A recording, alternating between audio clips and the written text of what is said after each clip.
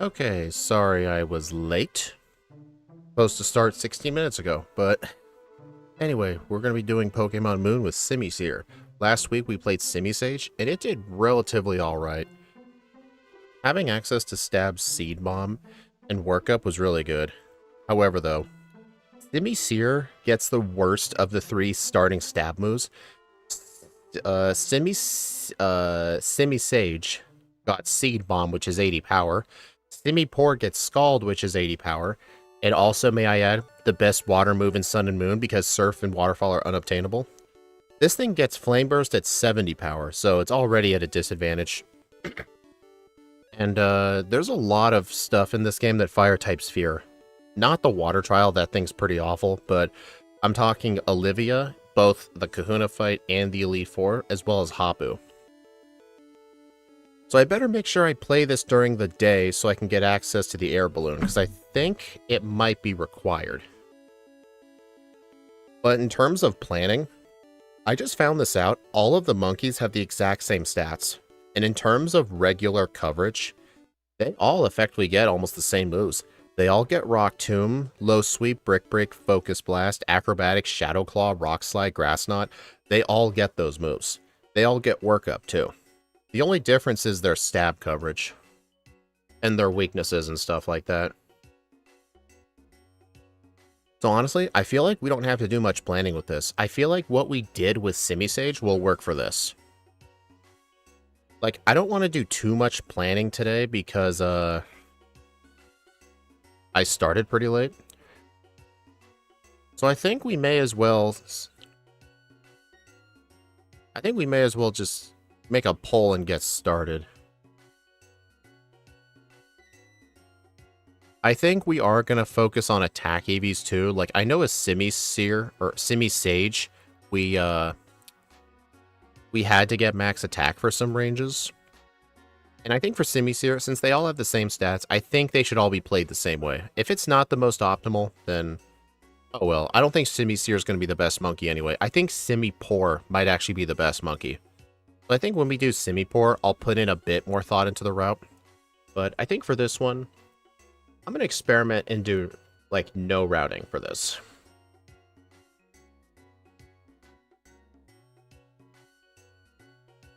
Alright, so let's compare this to...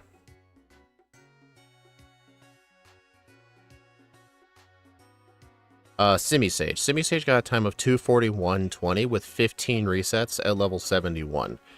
And I remember Simisage's biggest weak points were, where were they? I don't remember where the big weaknesses were. But Olivia's definitely going to cause some problems for sure. But at least her lead Nosepass isn't that strong, so we'll probably have to use Workup, Resto, Chesto, and then just one-shot everything with Brick Break. I think that's the way to go. Well, one-shot with the exception of Sturdy. But at least the Lycanroc doesn't have Sturdy. If the Lycanroc did have Sturdy, oh my god. That thing would always get a Z move in.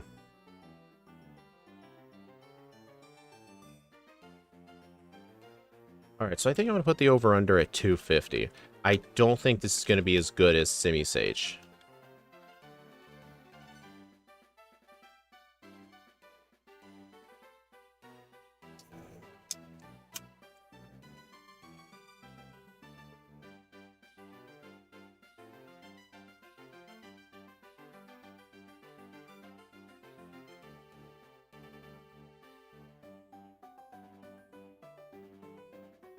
Alright, I'm going to make sure my emulator clock starts at the right time. Not 11 p.m. I'm going to set this for 7 a.m. 8 a.m. I think.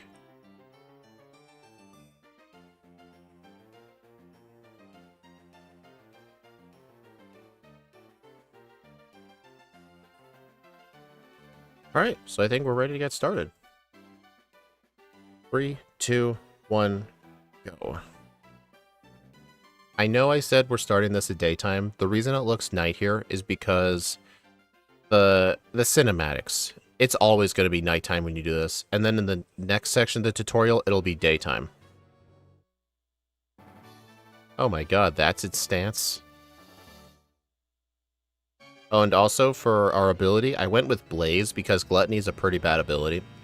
And our hidden power typing, I decided hidden power ground might be the best because fire types often lack coverage for the fire trial.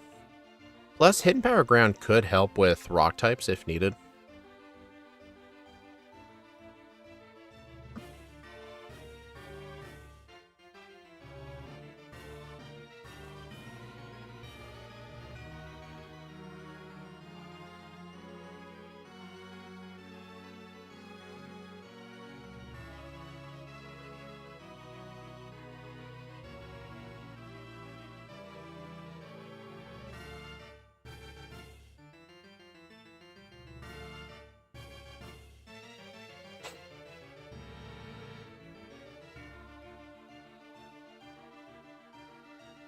So yeah, we're definitely going to want to prioritize attack EVs and have some focus on speed, but not that much. I remember with Simisage, I wanted to aim for 100 speed EVs, but I barely undershot it. I was like 14 speed EVs short, so I couldn't outspeed the Lycanroc. So, the Lycanroc on Kukui's team. So what I'm going to have to do with this is, I think I'm going to do a tiny bit of Zubat training in the Vernon Cavern. Don't get your hopes up, Menyami. I do think this will be the worst of the three monkeys. Because fire is not great in this region. Olivia and Hapu are massive threats. And you gotta fight Olivia twice. Like, don't be upset. I do think Simipour might end up being the best.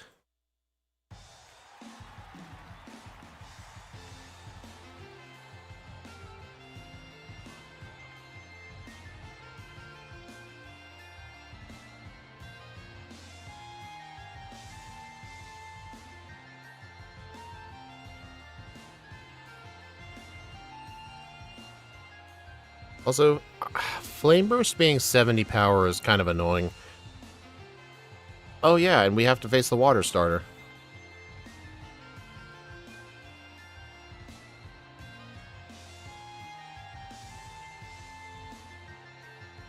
Thankfully, he's kind of dumb. I mean, we're not required to win the fight anyway.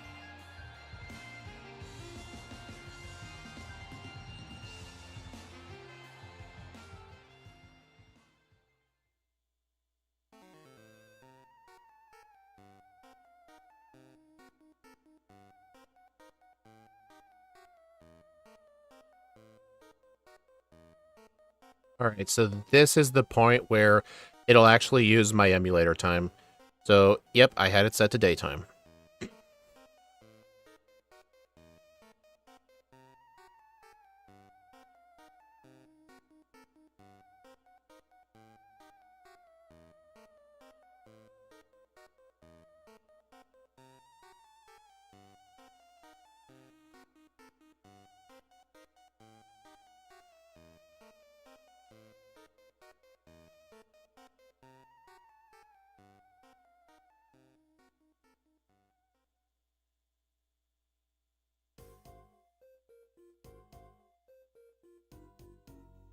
Best stream. I knew you'd like it. Remember, the only reason I'm playing Simisear is because the first random moon stream happened to be Simisage. I'm like, you know what? We may as well play the rest of the monkeys. I was talking to the sign.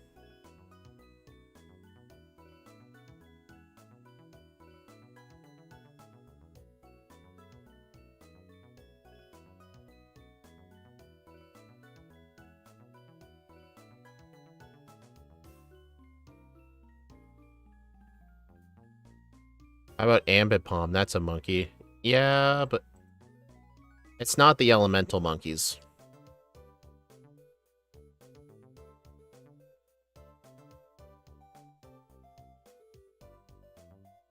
Man, these encounter rates are high.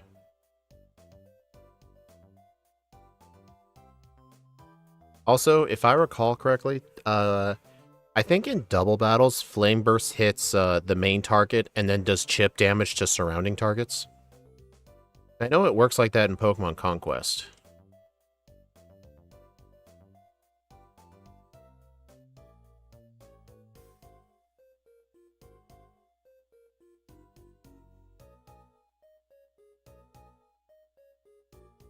I mean, on the bright side, Simisage didn't have the best of time here because of all the poison types. Simisear will have an advantage.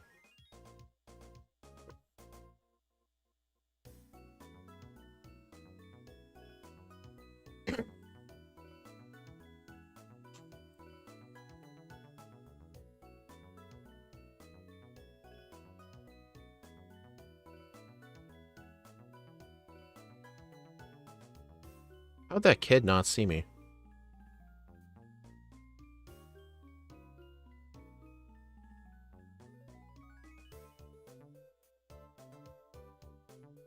Get the Quick Claw just in case. You have your attention span split into two. Why aren't you putting all of your attention into this monkey?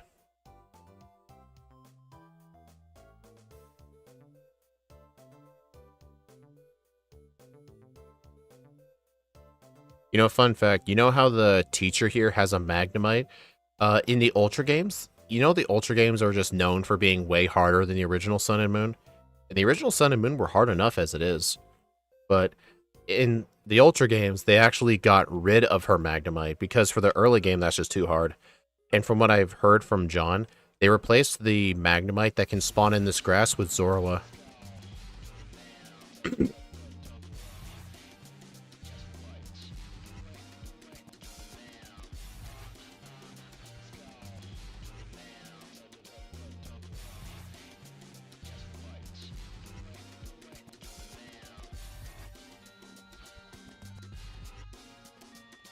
Oh, I just realized. Remember how I caught the shiny Psyduck?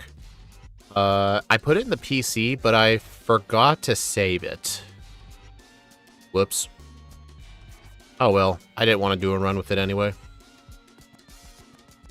Besides, I'm kind of treating the Moon solo runs right now differently. Like, for the random runs, I'm only doing fully evolved Pokemon. But oh well, we can just add it to the tally of shinies I found in these runs. Which I think is 2 now. Technically 3, but the very first one was a shiny Sandshrew in a very old Shedinja run, but that run was done with a different rule set.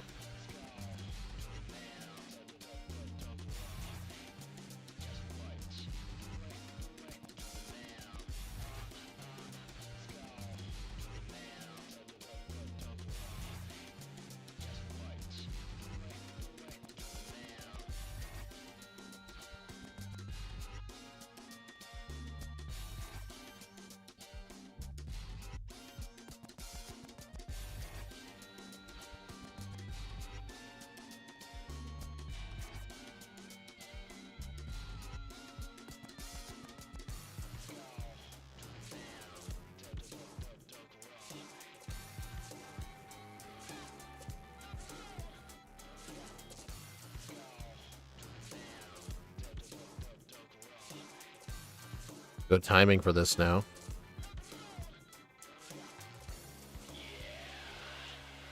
I do not remember that part being in the theme. Yeah. I do not remember that being in the theme.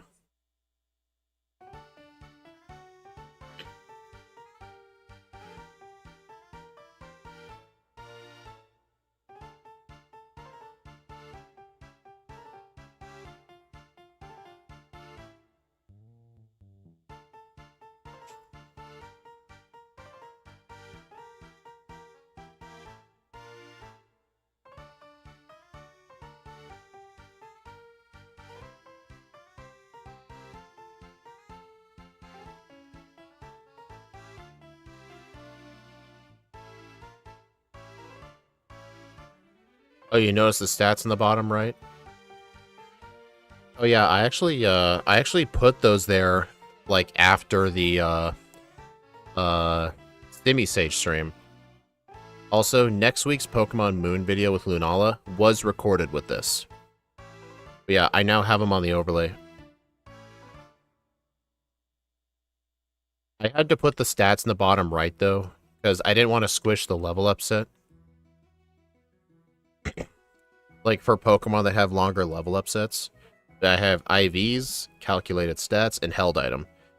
It especially helps with voiceovers, trust me.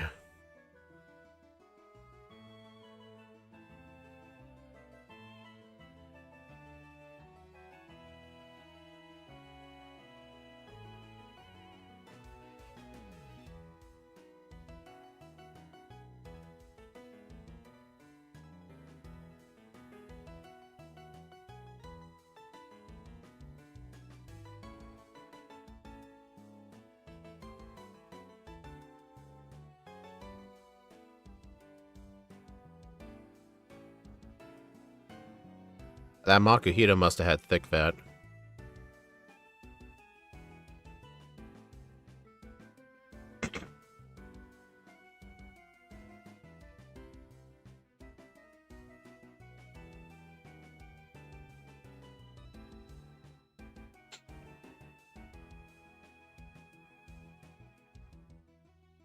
Gesto?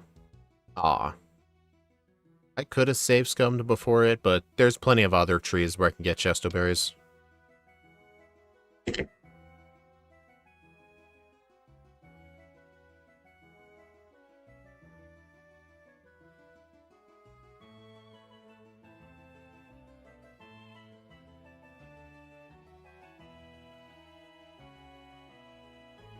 And also, since I am allowing Z moves for this year, I could actually use the Normalium Z with Workup to use Z Workup. It boosts your attack by 2 and your special attack by 1, so for special attackers, it is not that good. But for physical attackers, it's going to be really good.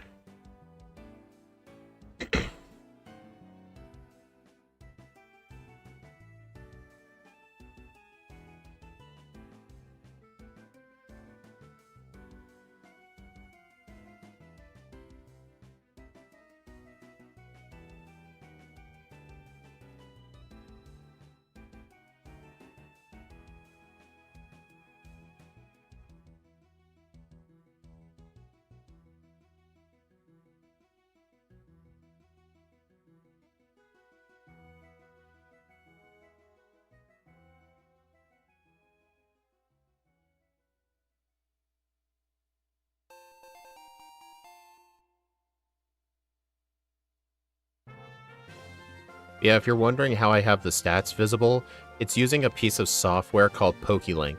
It's what a lot of Nuzlockers will use for their overlays. It's kind of meant for like Nuzlocks and stuff to like show your entire team. But I just have a Windows screenshot capture of just the held item in the EVs and stats section.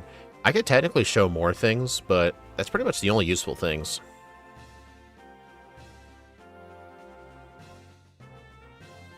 One shot. I don't think I even taught Brick Break to Simisage. I think I forgot.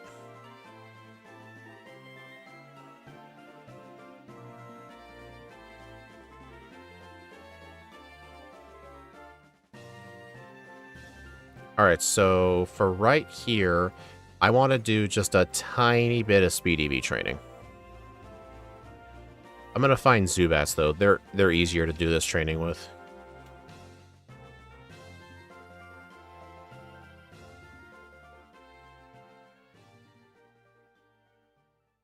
Okay, I don't like how that was a clean 2-shot. I want a Zubat to barely live.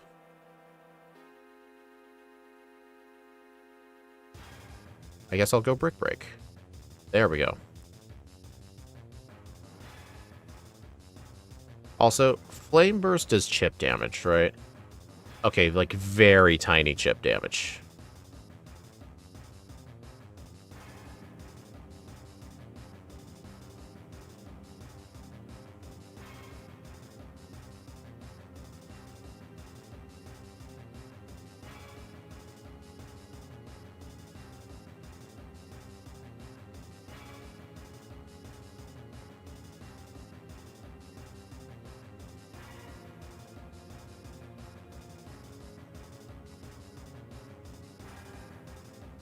Alright, 45. I think that should be enough. Because with Simisage, I ended the game with like 80-something speed EVs, and I needed at least 100. So that alone will easily help. Although uh once I get to Panola Paniola Town, Paniola Town, I don't know what it's called, but once I get to the route before that town, I will do some EV training for physical attack.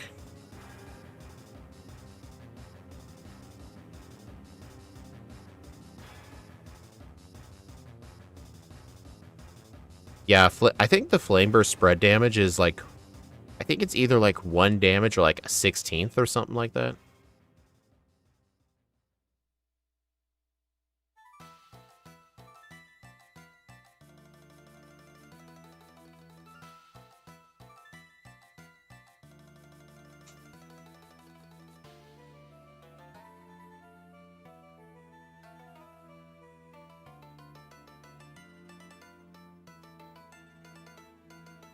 Also, I just noticed some.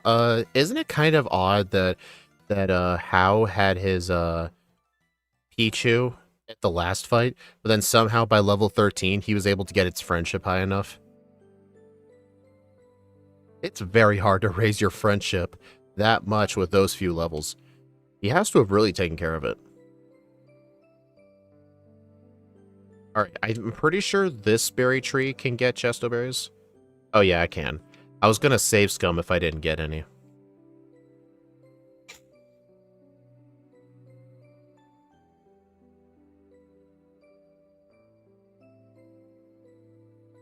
Alright.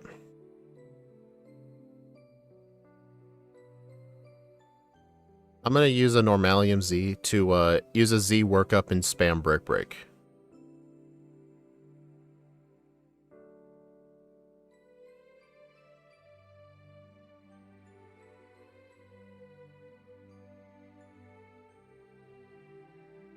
I think it used sand. No, it's Makuhita that has sand attack. Wow, that did nothing.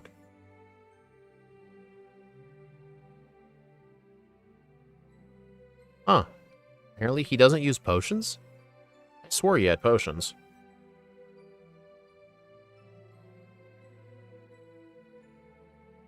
Hey, I first tried him at least. But then again, I still did get +1 to special attack, so I probably just spammed Flame Burst. Maybe it just has very good defense stat?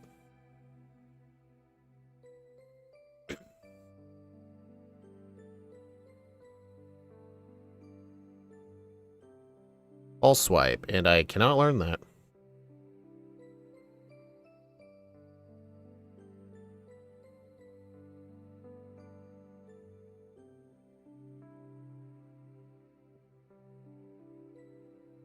Oh, expert belt.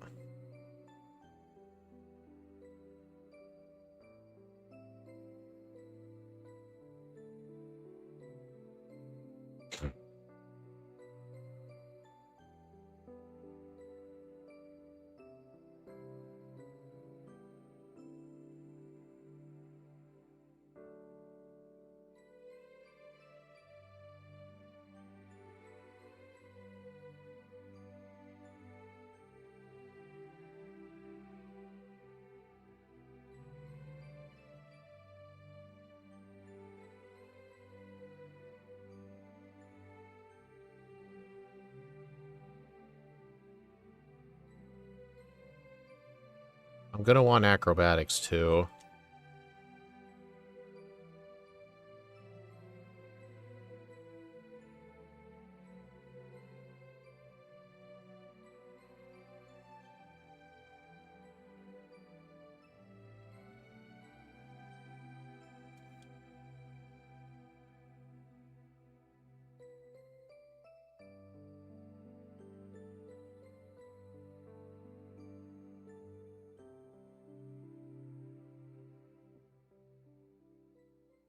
Gonna make sure I get the shell bell too.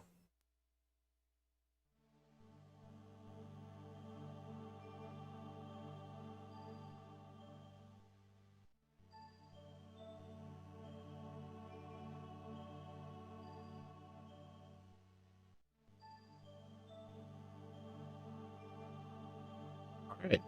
Now we've got the water, fire, and grass trials. I think the fire trial is going to be pretty easy, I'd say. Because we are going to have hidden power ground, and we can use a workup if we need to.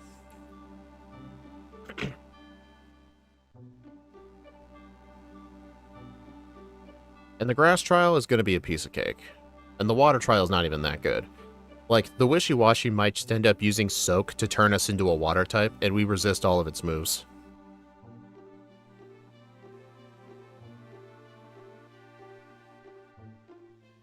Also, guys, next week is Pokemon Moon Week.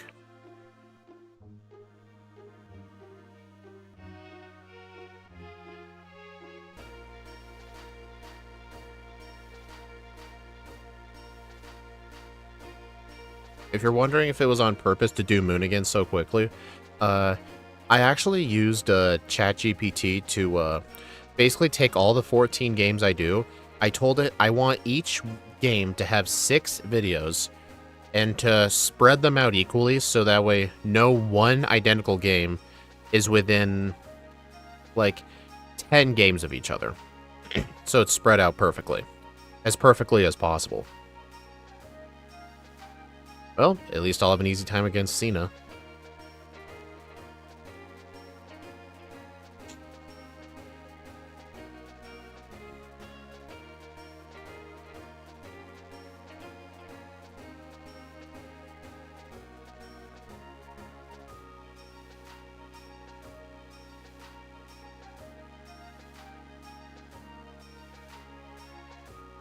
May as well just get this guy out of the way.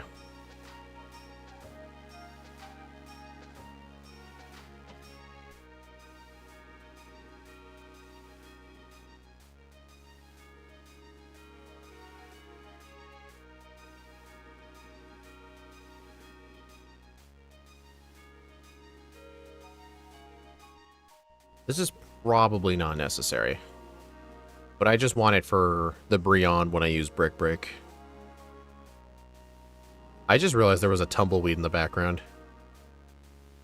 That's funny.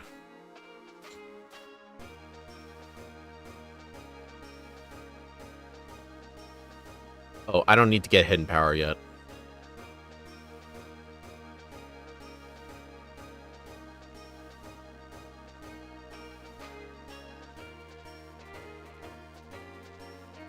What's going to be my best move to weaken these guys? Flame Burst is going to do too much. Brick Break is going to kill it. Well, maybe it wouldn't. What if I did Acrobatics with a held item?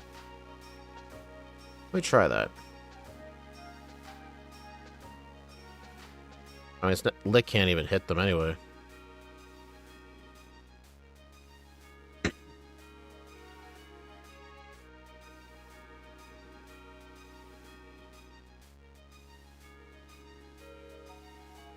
Also, even though Lillipup give attack, the reason I don't want to train on Lillipup is because they're not as likely to call for help as a Pikipek. Young Goose are actually pretty likely to call for help. Okay, this ended up being good.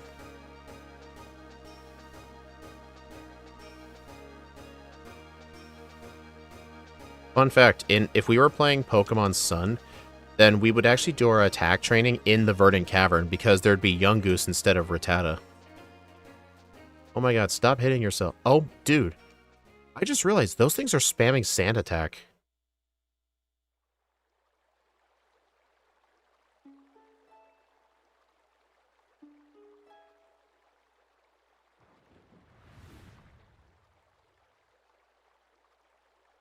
Also, I think Z Workup gets rid of all negative stat boosts. Or that might be other moves I'm thinking of. But yeah, Young Goose are not the best to fight, apparently, because of Sand Attack.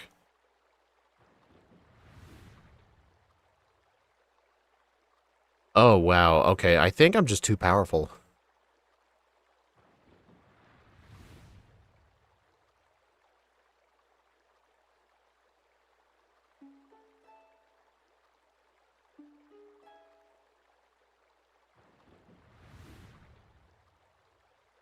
On the bright side, when they eventually call for help, I can use Flame Burst chip damage to, like, slowly weaken the host.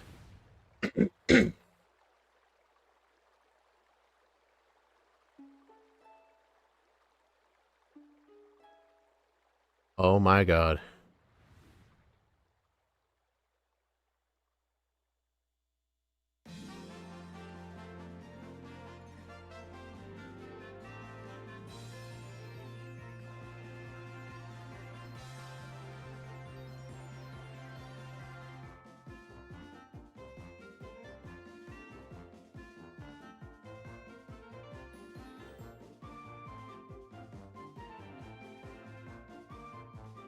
Yeah, I'm just not sure what to do. Maybe I should have used, like, a different hidden power typing. I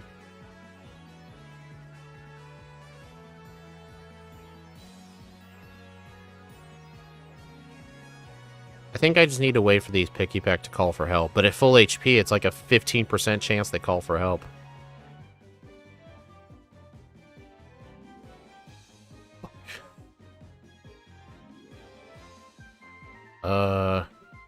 I think I'm gonna have to EV train somewhere else. Because I'm just too powerful at this point.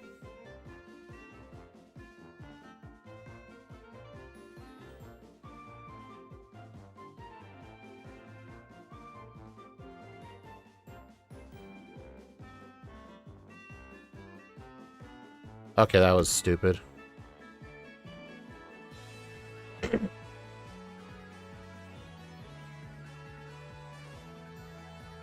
It's gotta be a better spot.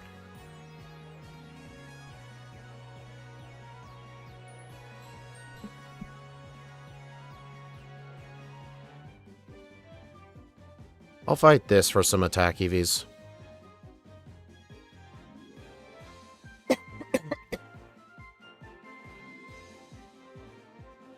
Man, I wish John was here. He could give some ideas.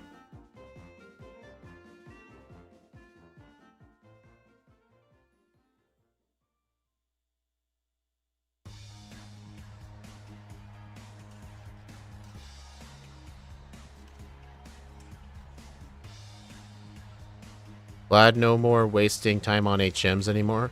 That is true. Yeah, that's a great benefit.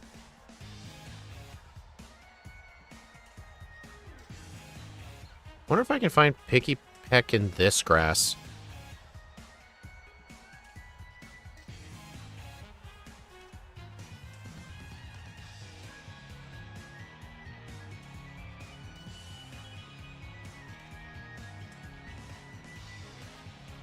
Hold on. I'm actually going to look around in this grass. Because I think these have to be similar encounters to the north, or to the south of this town.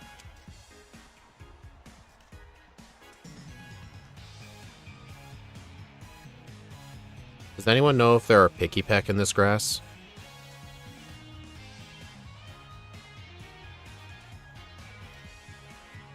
I think there should be.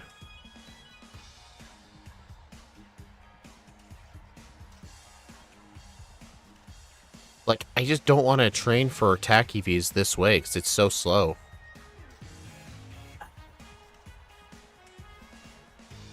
Honestly, it might have been worth teaching Hidden Power Bug. Because it would have been my answer to weakening them.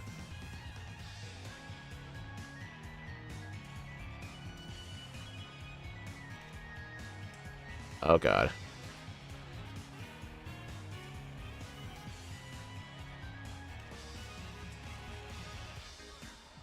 Are there just no Picky Peck here?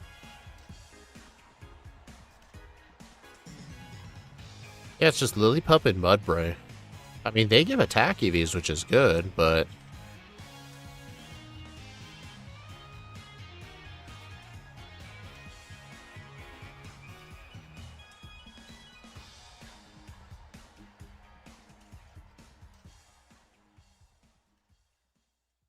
yeah, I think I'm just gonna have to wait till the levels are much higher.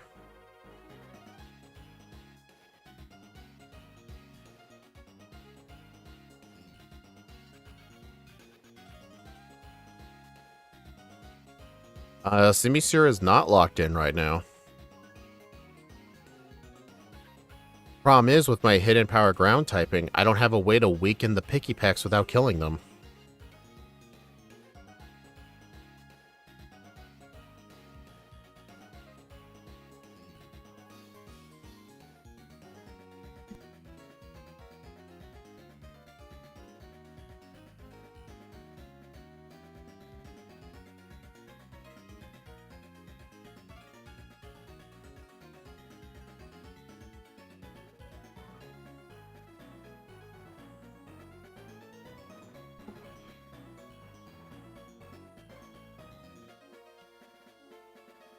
Yeah, I think I'm just gonna have to wait till later in the game to EV train on attack. Can anyone actually look up where to find Pikipek in Sun and Moon? Like, what are some later routes I could find those things on? I may have to end up fighting them at a higher level.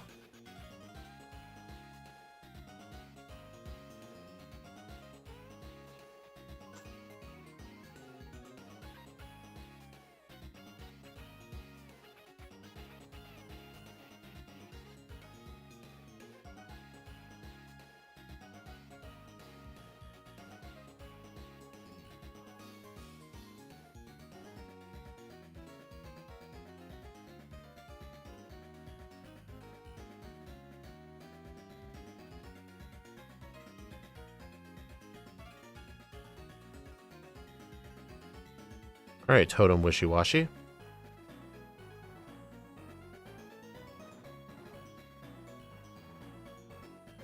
And you used Growl, of course.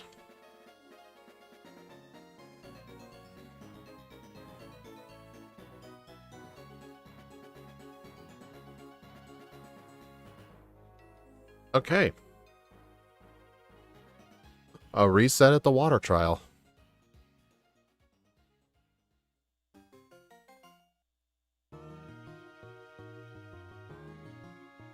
I'm gonna try no item.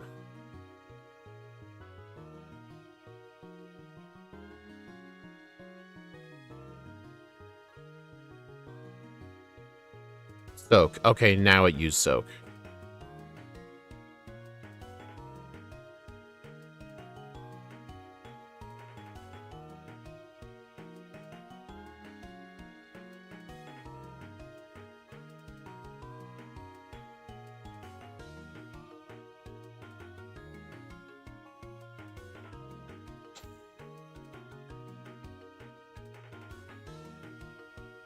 Yeah, this is what I mean by the water trial being pretty bad.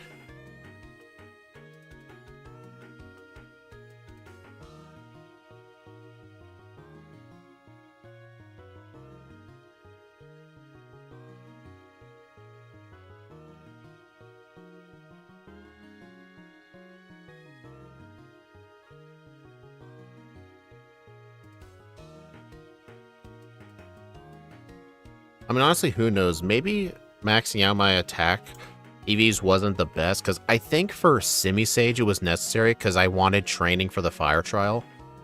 But I feel like for this run, maybe I don't need that kind of training. So, you know what? I'm not going to go aim for attack EVs, actually. I can buy protein if I need to, but I think the little bit of training I did do should be enough. Yeah, let's give that a try.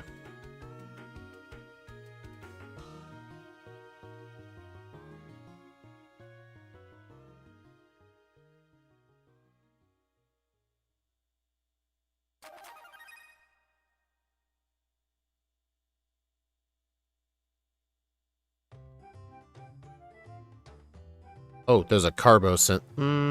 I don't need the Carbos. I'll have enough speed EVs.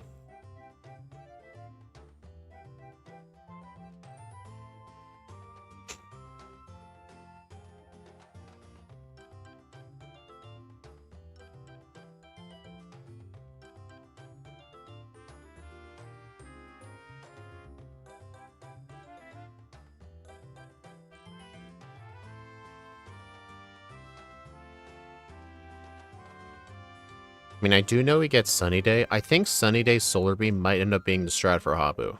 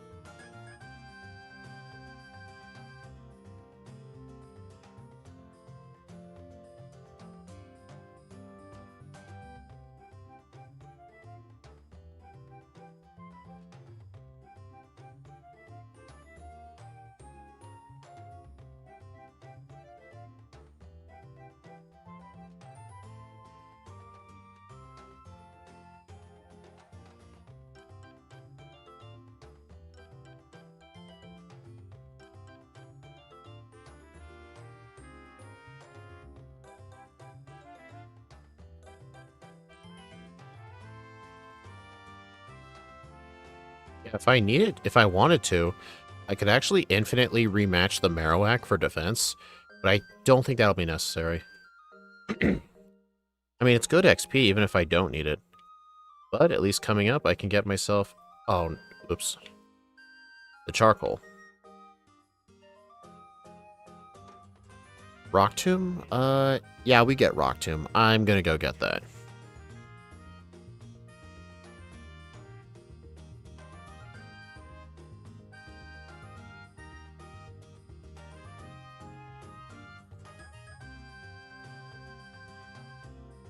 Alright, get rid of...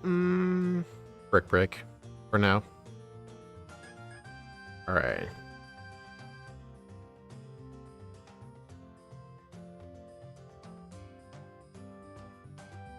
You know what? I actually don't want the Z Crystal. Take that off.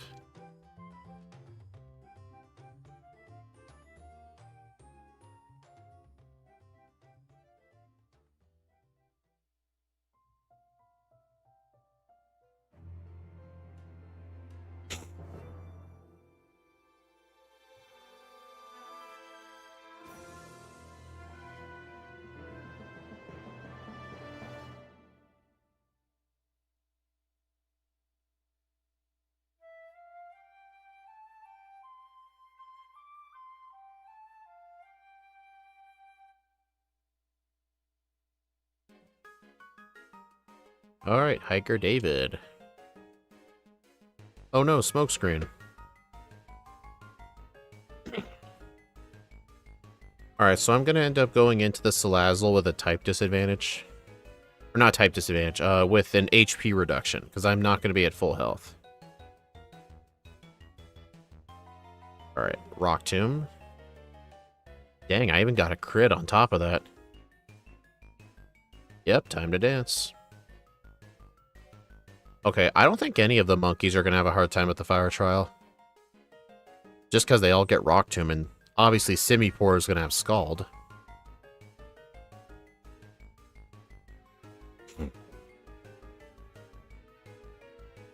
Also, I wonder if there's a spot the Fire Realm Z can help.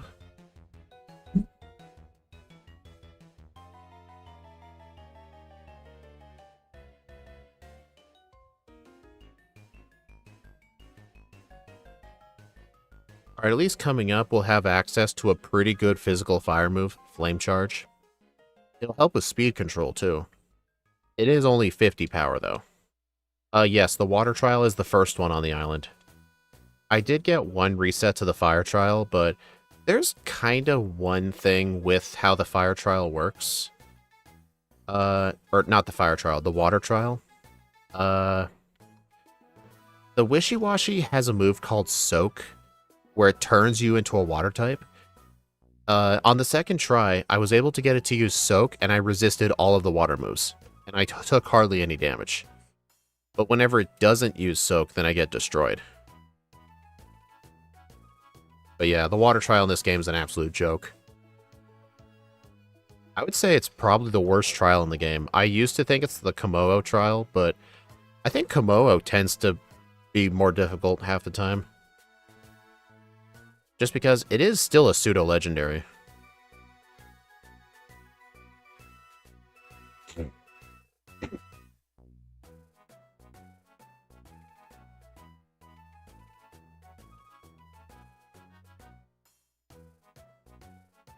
Although, I am pretty worried about Olivia coming up.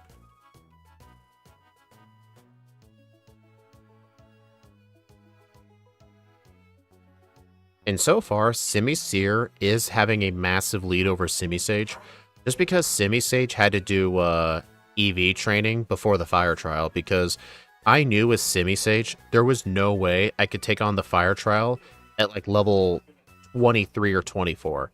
That was the level I took on the fire trial with Simisear. I knew Simisage could not do it at that level, so I knew since I needed training, I may as well go for attack EVs. I mean, I did do a tiny bit of attack EV training, but the problem is with this thing is it doesn't have a good way to leave the Picky Peck at low HP. And Hidden Power Ground wasn't that good, so...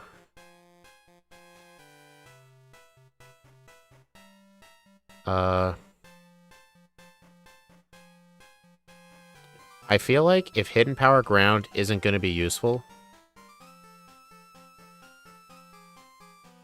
I could probably use, like, Hidden Power Bug or something in order to make the Picky Peck less likely to live.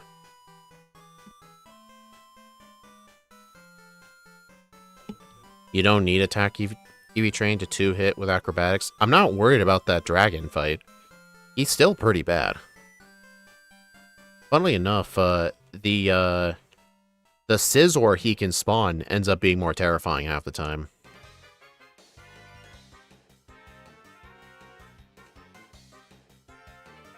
Maybe I shouldn't have deleted Rock Tomb.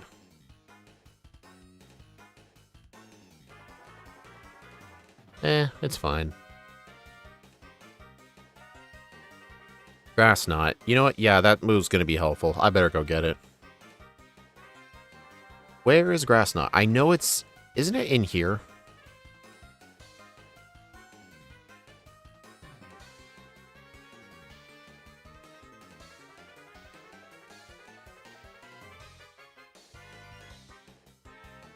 Yeah, I'm pretty sure Grass Knot is in here.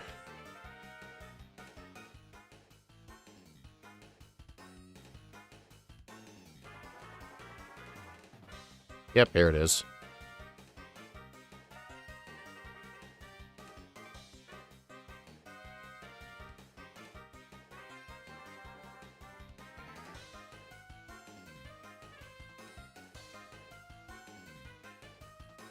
Hold on.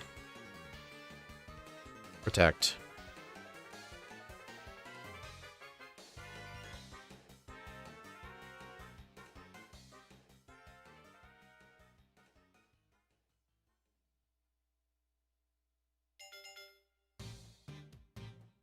But yeah, with Simisage, it's not like Simisage needed like 252 attack EVs for the endgame. It just needed training for the fire trial. It also probably needs training for a lot of the Team Skull fights as well, because Grass has a lot of weaknesses. But who knows, maybe the lack of training might bite me at Olivia. But I do have Rest and a Chesto Berry, so my plan's probably going to be Work Up, Resto Chesto, and then sweep with Brick Break.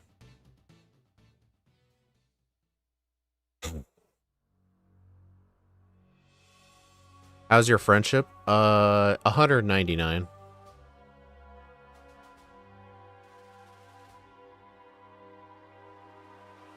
Wait, Fire Pledge is 80 base power, right?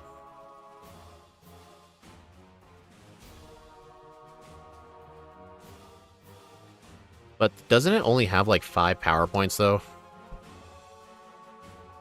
I know where the pledge moves are. They're in the mall. Wait a minute. I thought only the starters get them. Wait, do the monkeys for some reason get those moves?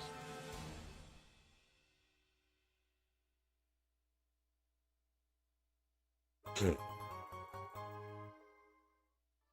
monkeys get them? That is so strange.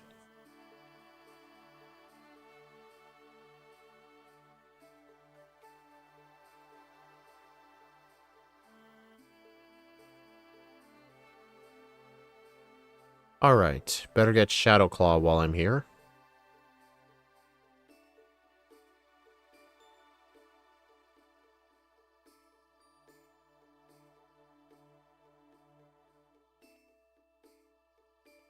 Only in Gen 7 onwards. Interesting.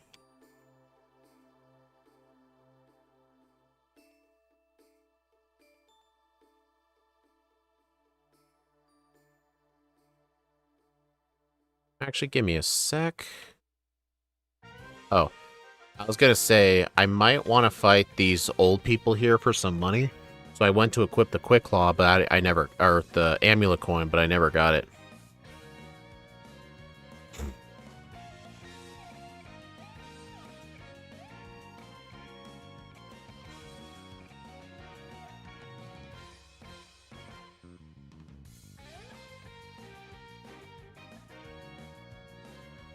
I wonder how Dartrix would do. It's a grass flying type, right? I mean, I'm not sure how much better that typing would do. The only reason dude, the only reason I say that is because, like I said, grass flying is not a good typing either.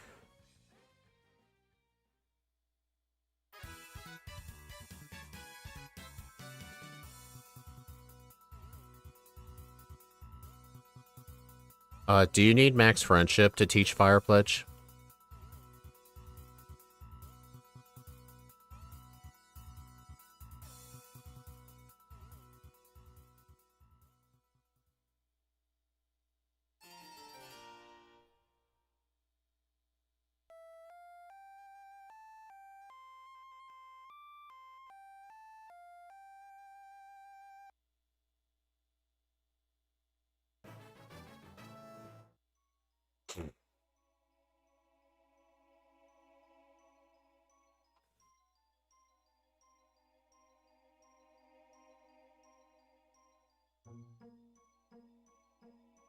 And of course I get the 30% hit myself. Why wouldn't I?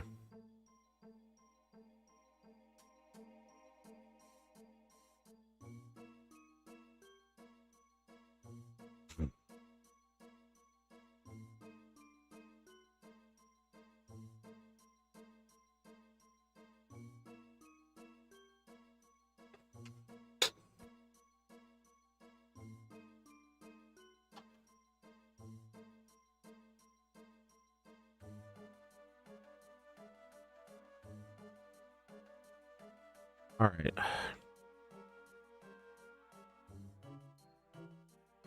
Alright, Resto Chesto.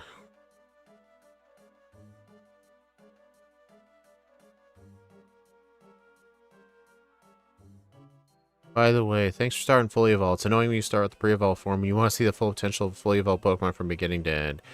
I mean, I like playing with either, like, first stages or final stages, but since Sun and Moon are very hard games, for now, I'm only doing fully evolved Pokemon.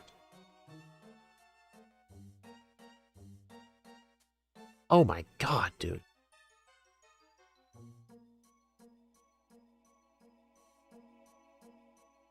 I mean, at least the paralysis speed cut is only 50%, so I can still outspeed the nose pass.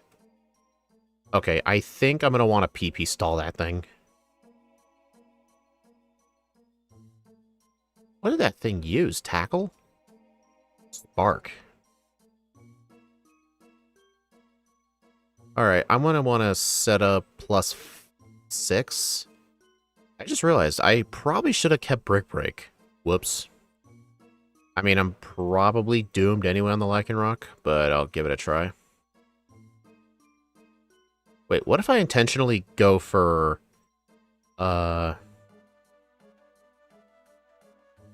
Man, I can't really go for Blaze strats if I'm constantly getting hit.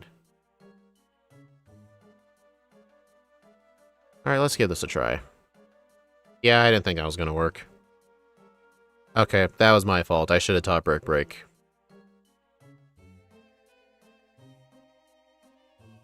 Get rid of Flame Charge. Okay, yeah, that was my fault. Thanks for starting Fully Evolved. It's annoying when you start with the pre-evolved, when you want to just see the fully evolved. Okay, yeah. It's just for the Sun and Moon series. I'm only gonna do fully evolved Pokemon. That'll change later, but only when I get more experience with the game. Dang it. Actually, how much setup do I need? I think for the Lycanroc, I think +3 is what I want. Oh, nice. Thunderwave miss. Also, Gen 7 onwards is when they made it so uh, it had a chance to miss.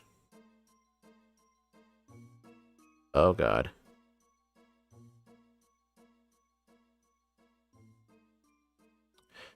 Oh, man, this thing is annoying.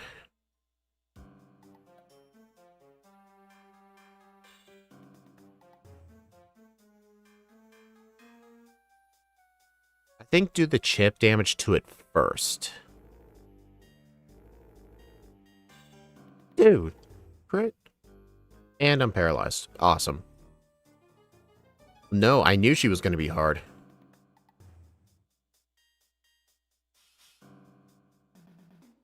Alright, Flame Burst for the chip damage. Man, I really wish Flame Burst had a burn. Oh, you're switching? Why? I'm not going to bother with that. Dude, it's so weird. She just sometimes randomly switches for no reason.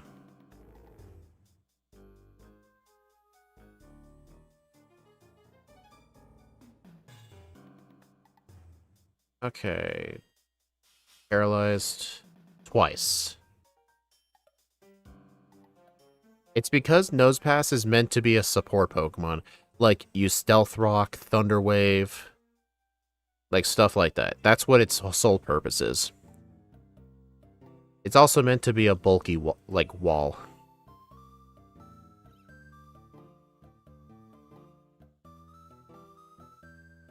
Okay. Let's stick to +1. Nowhere close. Think she's gonna heal? Yeah. Alright, at least that didn't heal to full. Rest.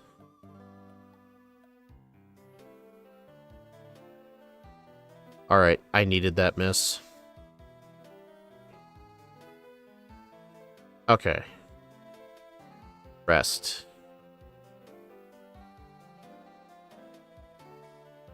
Oh my god.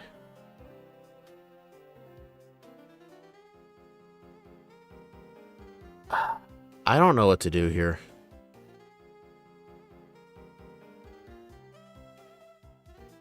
Maybe the setup is just an absolute waste of time.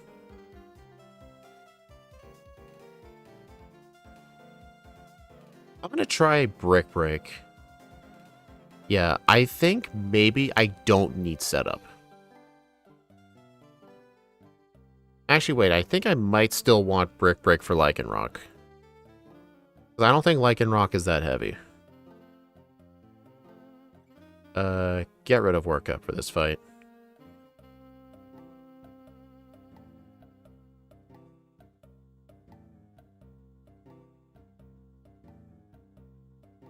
Alright. I mean, I had a feeling that would do almost nothing.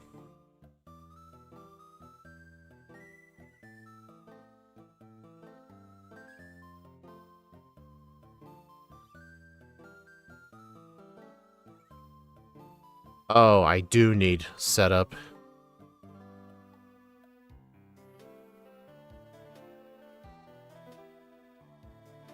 What am I doing again? Oh, right. Workup. Maybe Cherry Berry is the better bet. Level 28 Grass Knot versus Lycanroc. Less than half.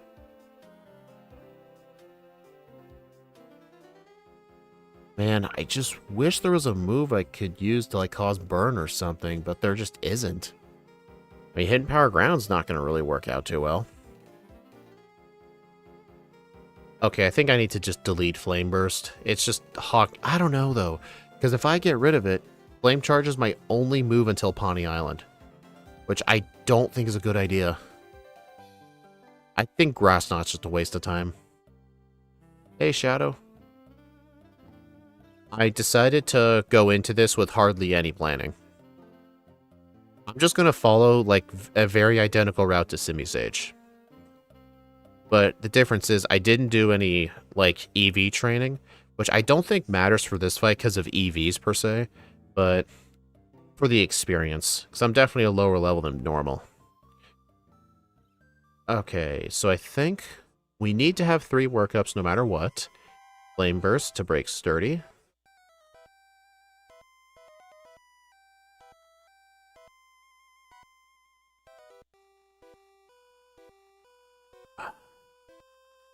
Camp plus 3.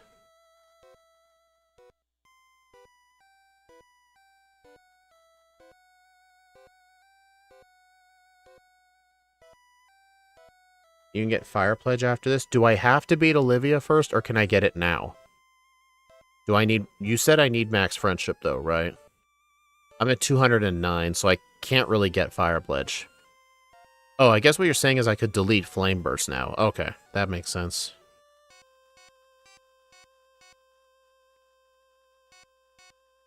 One, two, rest. Dude. 3. Rest.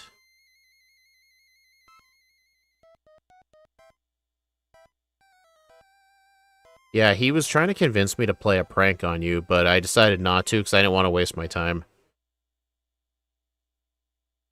So yeah, here's my biggest problem. Sturdy. And I know Rock Blast has a miss chance. Am I going to have to rely on a miss chance in order to win? I think I have to.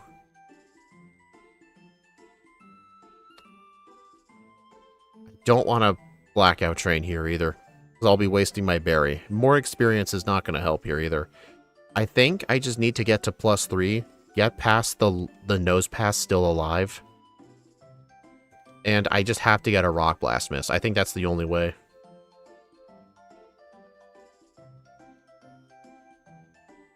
Paralysis. Even with paralysis, I will still have speed the nose pass, so if you see me going for a move and nothing happens, that means I got paralyzed.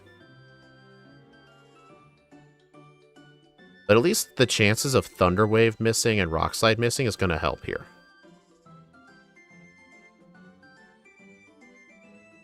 Okay, I might be able to survive a plus 2. A 2 Rock Blast. That was a 3, of course. Dude, Simipours can be so much better than this. Oh, man. Is Rock Blast 80% accurate?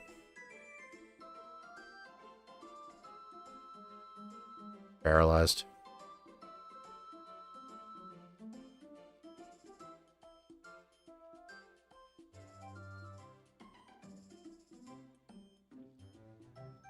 It's 90%?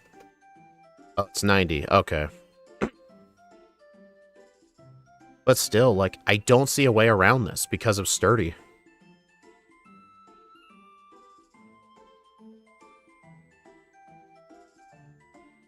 Come on, I need a Rock Slide miss. Yeah, if I have to go to sleep for a second time, I have to get a Rock Slide miss, otherwise I die before I wake up. Like, I don't see a way around this. This is just awful.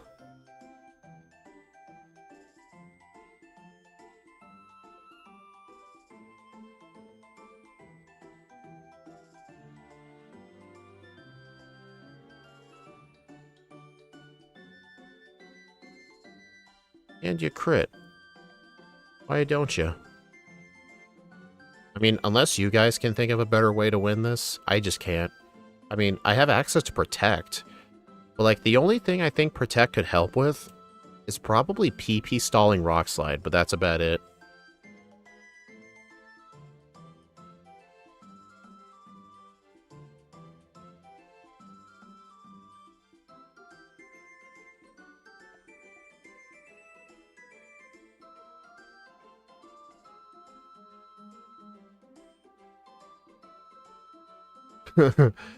Are you saying this is my fault because I chose not to play a prank and play Simipour instead? I mean, either way, I was gonna have to play this no matter what. You know what? I think it's fine, though, that I chose not to do any routing here, because I need to practice my blind play luck anyway. Because I feel like with a lot of the older games, like the first 4 gens, I can do a pretty good job playing blindly. But this game, I definitely need to practice that for sure.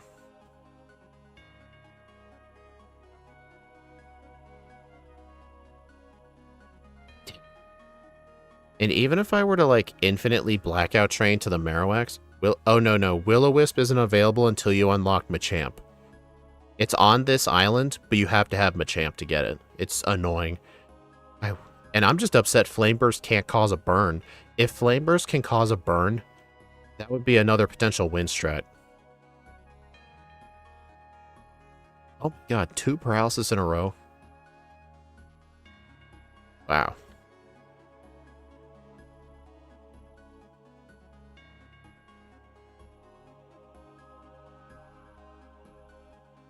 Let's see.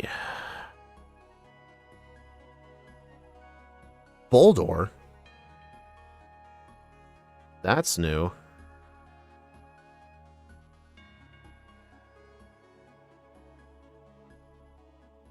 I mean, this thing's probably even worse. You know what? Send out Lycanroc next. Oh, it lived. Okay. To be fair, I was still screwed. Well, honestly, if I had knocked out the Boldor, then the Lycanroc, potentially Nosepass would have gone for Thunderwave again.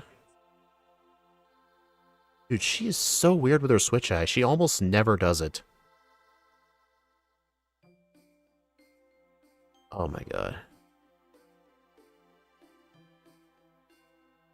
Okay. Actually, do I still outspeed... Wait. What's her Lycanroc's speed stat? Could I outspeed it while paralyzed? Because maybe using Rust the second time is a waste. Because I keep doing it thinking I'm not going to outspeed the Lycanroc. But maybe Lycanroc isn't that fast?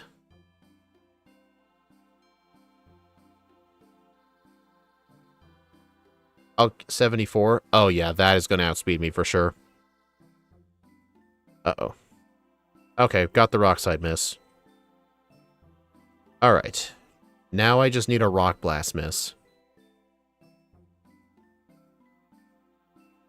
There we go. Let's go. Finally. Oh my gosh, that was rough. That was so rough. And I don't think any Z-moves would have helped me. Sturdy is just that busted.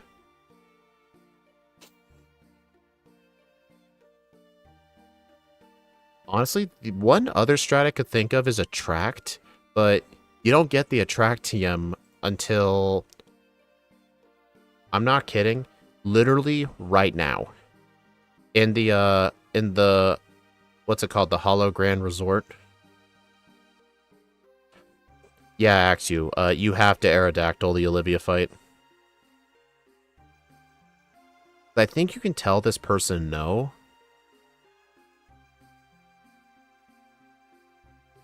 Yeah, you have to...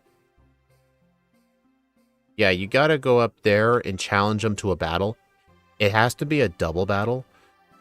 So you have to have a second Pokemon. And if you beat them, you get Attract. If you could get Attract before the Olivia fight, that would have been my answer. Use Attract. It would have greatly increased the luck. Or decreased the luck that I needed. But no, you have to get Attract afterwards.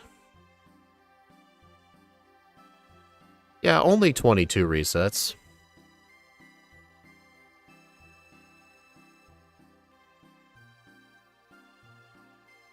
But yeah, doing like EV training for experience, the higher levels wouldn't have mattered. I was purposefully not dropping it, but once I get to max friendship, I can get Fire Pledge. Which, to my knowledge, doesn't Fire Pledge only have like 5 PP? Torment Protect? I feel like that wouldn't really make things better.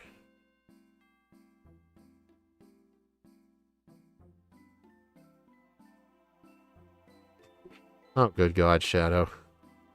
Why must you always be sus? 10 PP. Okay, so it's 10 PP, but it's 80 base power versus Flame Burst 70-15. Honestly, I think the extra power would be worth it.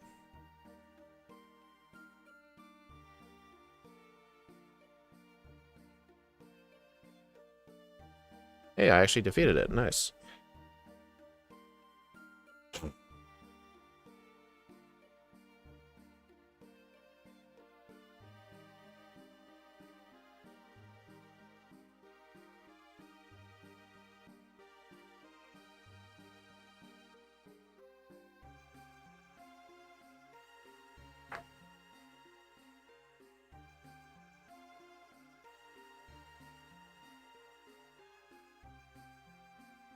I mean, at least the Mimikyu trial shouldn't be harder than normal, I'd say.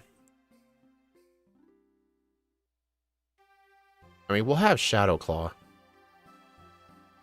Actually, what was our strat with Simisage for that trial? Was it just hope for the turn 1 Mimic?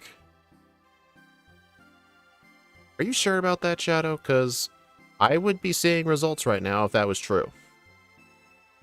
Yeah, I knew we weren't going to win that. Yeah, that rival fight is always freaking hard.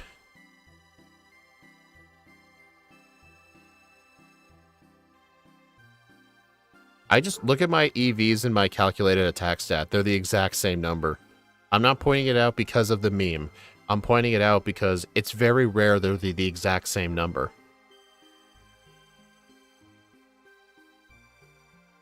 Skill issue. Probably is. That Raichu's overdosed with pancakes. It sure is. You know, there's someone in ZA who gives you an Alolan Raichu who references feeding them pancakes.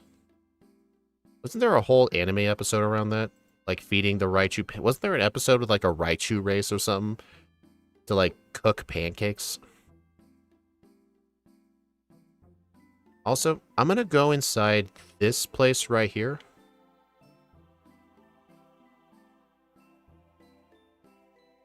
Damp. Icy. Heat. Smooth. I'm gonna get myself the Heat Rock just in case I need it for sunny day strats. Its Pokedex entry is about it loving pancakes.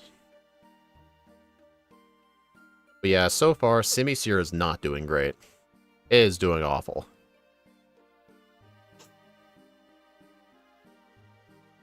You could use Flame Burst to break Mimikyu's disguise. I mean, I can use any attack to break its disguise. You know what I think would be a good idea? Probably use Flame Charge, because that way I can get +1 to my speed and outspeed that Mimikyu.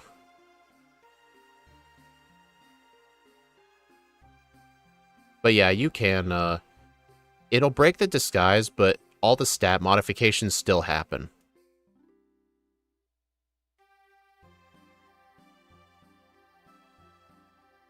Oh, while targeting the ally? I don't know, actually.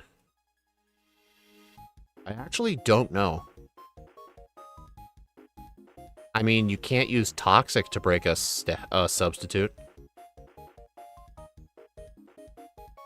Yeah, Flame Charge or Rock Tomb. Just something for speed control.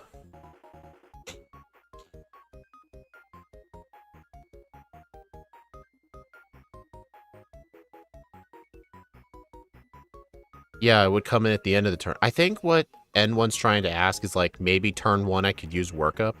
Then turn 2 I could use Flame Charge. Or Flame Burst on the ally. Alright. What berries am I gonna get? I would have been so mad. Wallot, Pomeg, Greppa. Yeah.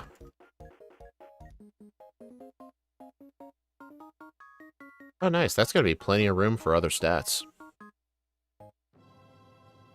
Oh, that helps with friendship, too. Those berries help with friendship.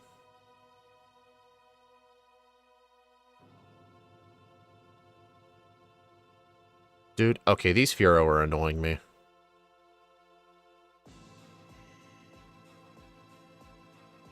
But then again, I need XP. A key berry is neat. Yeah, key berries are guaranteed from that pile if it's a big pile, which is not always the case. What do key berries do? I remember I read the description once, but I can't remember.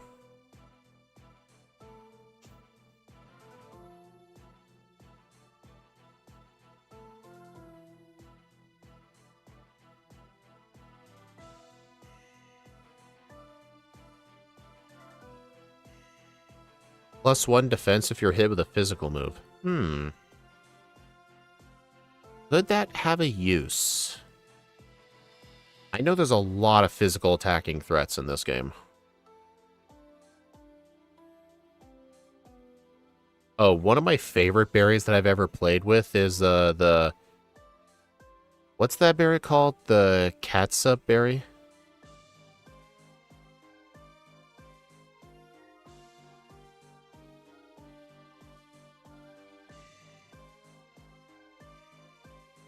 Okay, I gotta sell some stuff.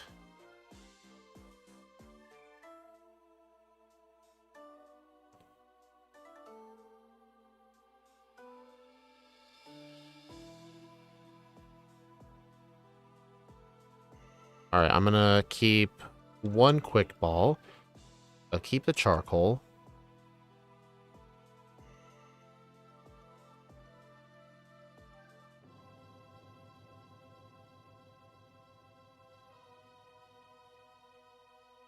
The Castop berry. Yeah, that's what it is. Okay, what stats do I want? I'm good on speed. I think invest in special attack. You know what? Yeah, invest in special attack. It's very hard to gain special attack EVs in this game, unless you're explicitly going for them.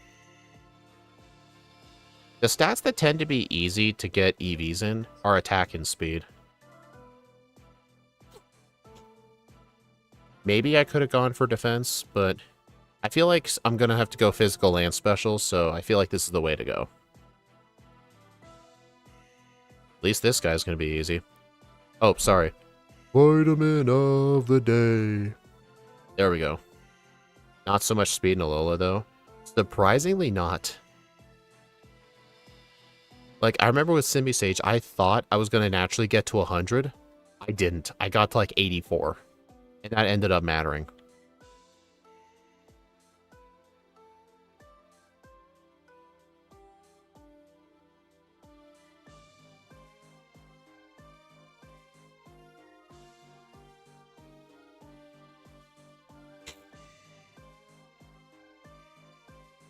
Hey, you want to see what happens when you answer this wrong?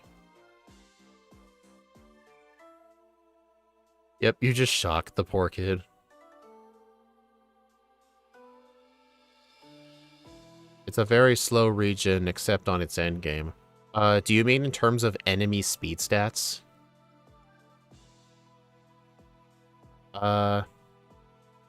Sorta not exactly true. I'd say, like, once you get to the Mimikyu, the game afterwards is incredibly freaking fast.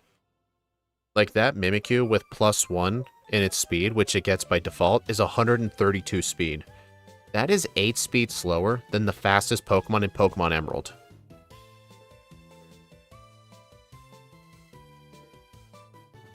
Also, this guy has an Oka Berry. So it will not take as much damage from that. And also, that thing does have charge. Maybe I really should have taught Flame Charge here. Thankfully, the ally Charge-a-Bug this thing can spawn are pretty garbage.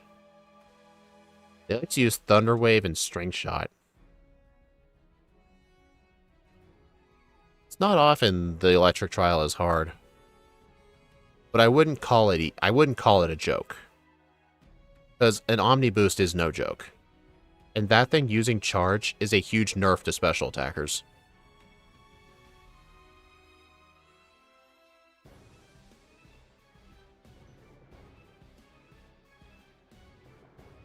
Alright, I'm gonna fight all the trainers on this hill, I think.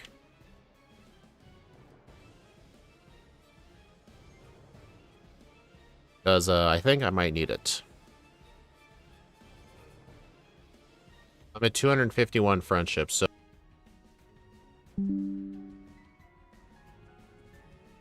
Welcome. Hey, everybody, I'm back. Is that a heavy ball? Oh, Minior. I didn't know Minior were here.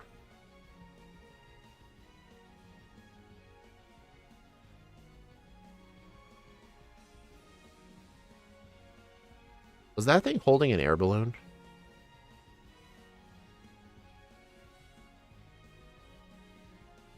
May as well get some more Firo training.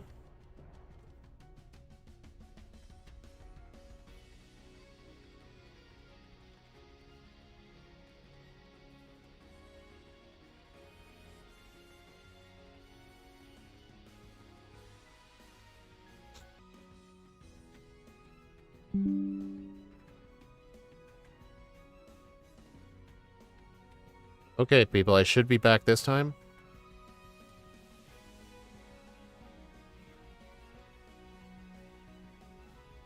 Oh my god, how do I keep forgetting to do the Mali City Garden first?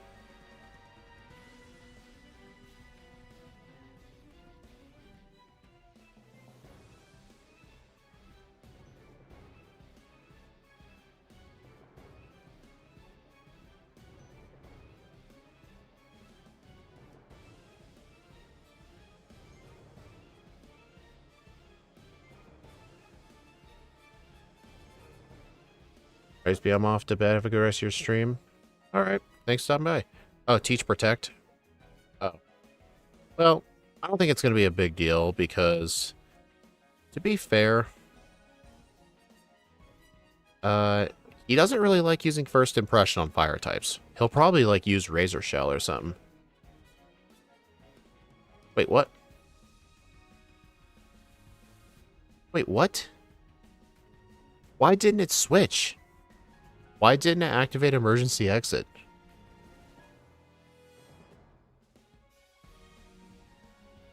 What?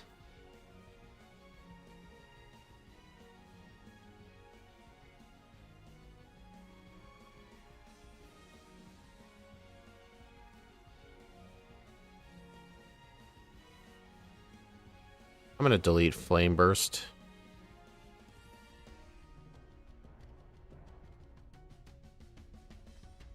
Oh, Blackout.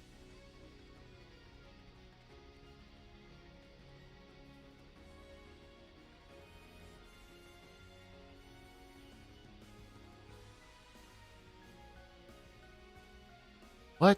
Why did it just now activate?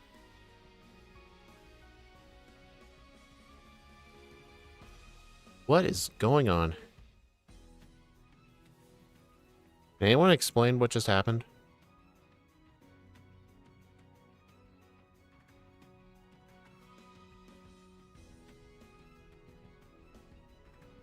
Does it only work if the Gallisopod was going to go for an attacking move?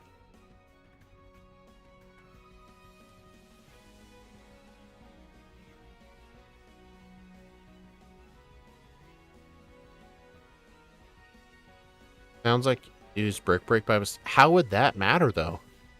Like, isn't it how emergency exit works is if you hit it with a move, it switches?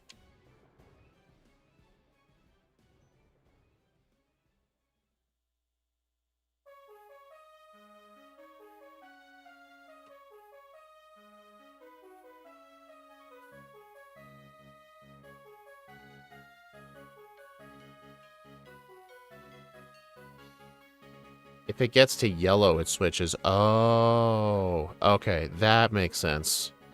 I never knew about that 50% thing. Good to know.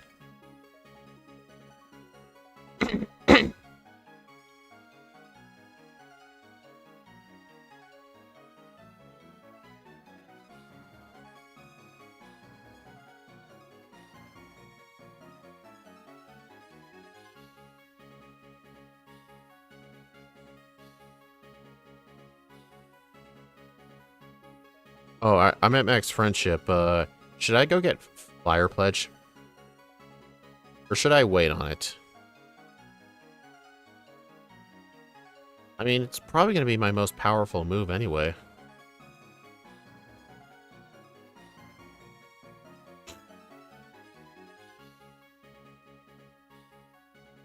You know what? Yeah, I think you're right. I should go get it.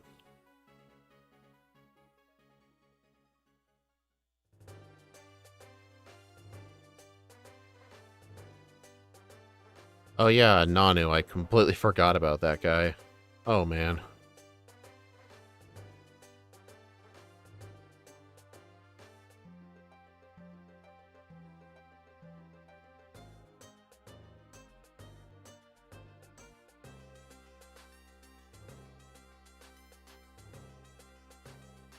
Let's see. I think it's this person.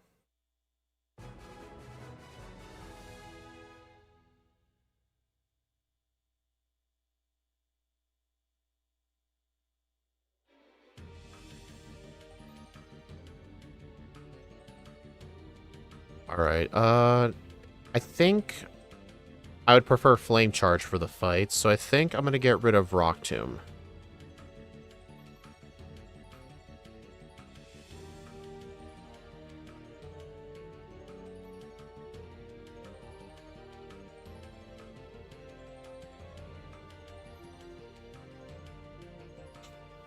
May as well get the rare candy.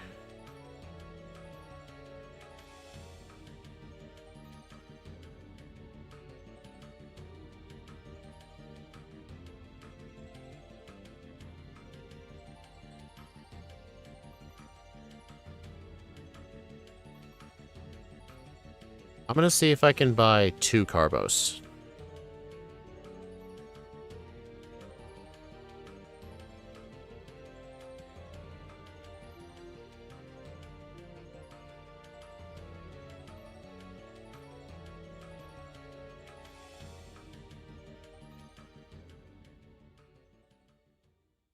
Alright. I'll be guaranteed have enough at Speed EVs.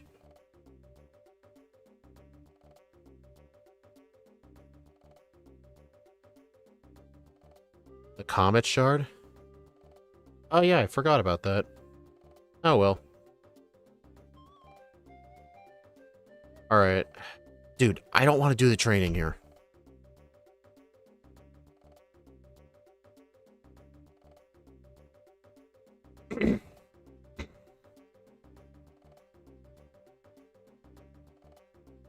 Yep. That was the reason I didn't want to do that guy.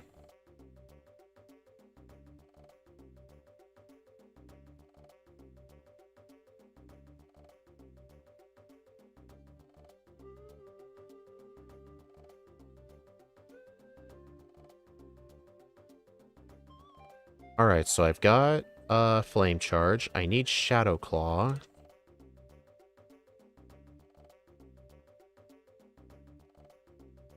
Alright, item. I think I would like the Expert Belt.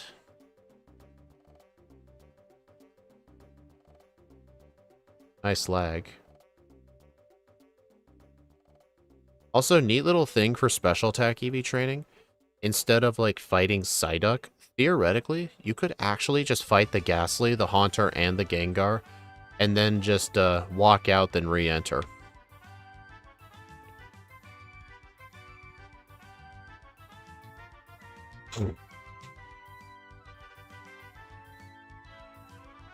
I mean, it is slower than just EV training on the Psyduck.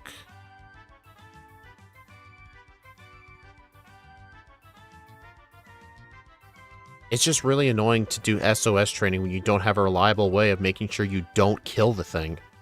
That's the reason Ball Swipe is a very valuable move in this game. Okay. What do you guys think? Will this be easier or harder than the Olivia fight? I think this will be easier, because I think I just gotta wait for it to use turn 1 Mimic.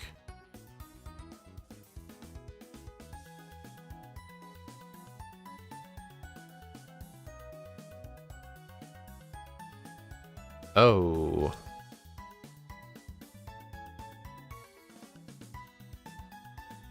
I don't like how little that did.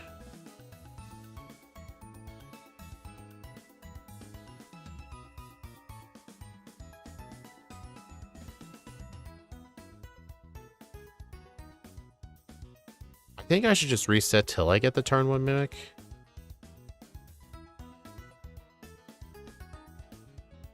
Okay, yeah, Fire Pledge does do less.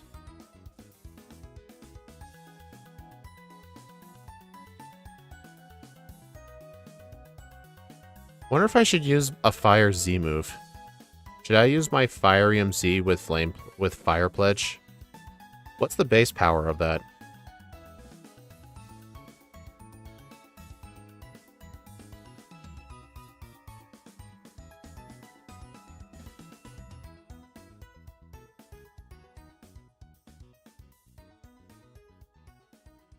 I'm gonna give it a try, actually, because Expert Belt clearly isn't working.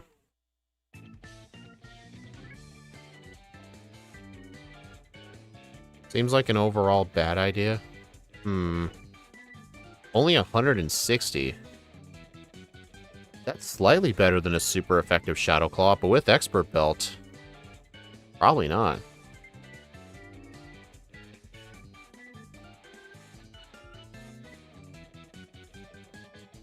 Let's give it a try.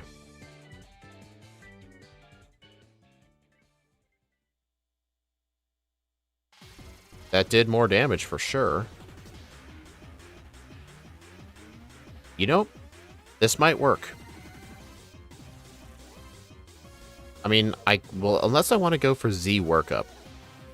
Do you guys think +2 Shadow Claw can one-shot that thing if a regular Shadow Claw does less than half?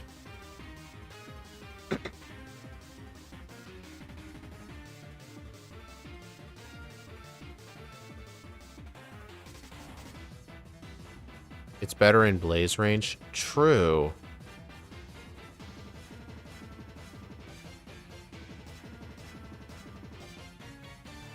Oh, I am in Blaze. There we go. I think this strat is actually the right call, because if I am able to get into Blaze, it does a lot more.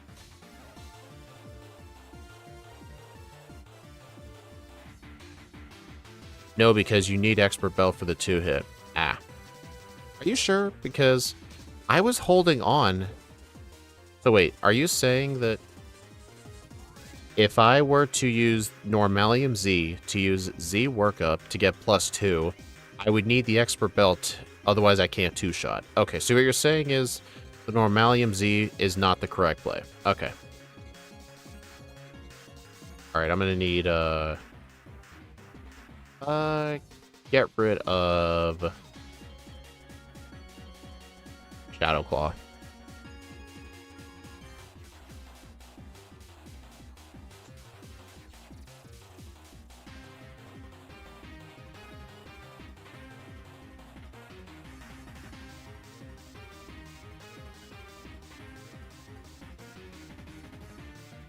Rock Tomb miss.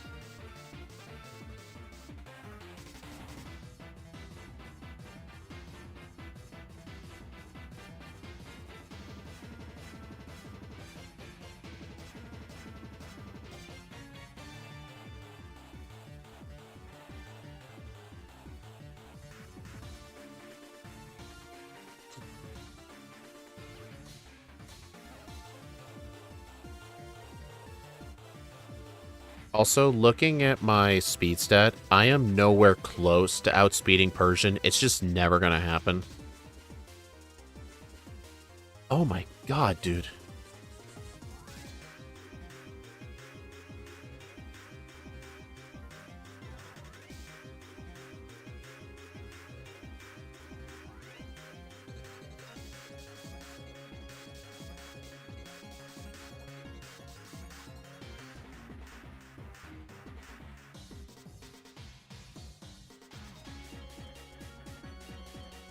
Just to make sure I get the kill.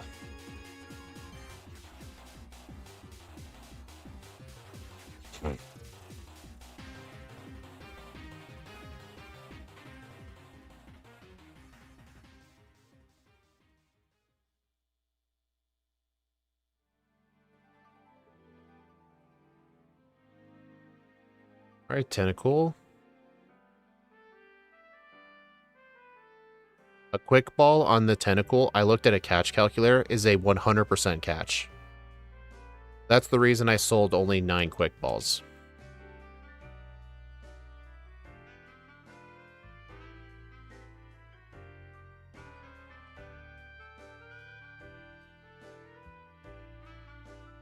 Alright, I'm definitely going to want to fight all these guys coming up.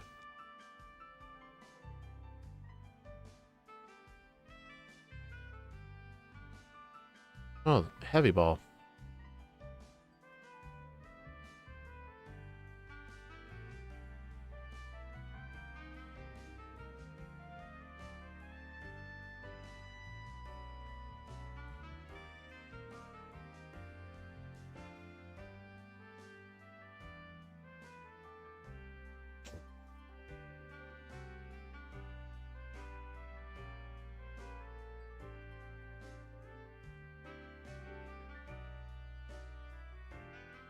I'm just using Inferno Overdrive just for extra damaging power. That's literally it.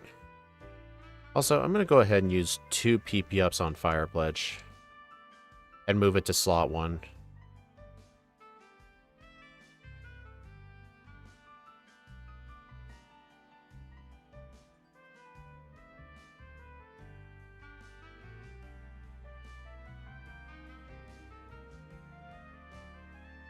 Dude, it just sucks how I have to rely on pretty bad fire moves.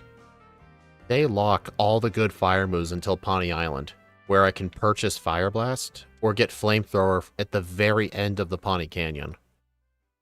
So essentially, my next upgrade is going to have to be Fire Blast.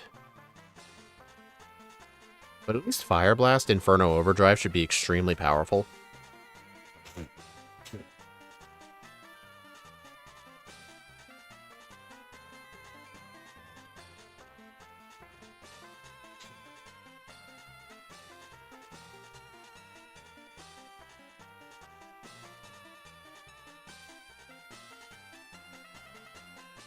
It's 185. Oh, okay. Is there some sort of math to this? Like, is it, like, move dependent, or could you, like, do it in your head? Like, is there, like, do you have to, like, ×2 the move power? I did not know she could see you from down there. Is it, like, ×2 the move's power, or is it just a set number? I guess that's what I'm trying to ask.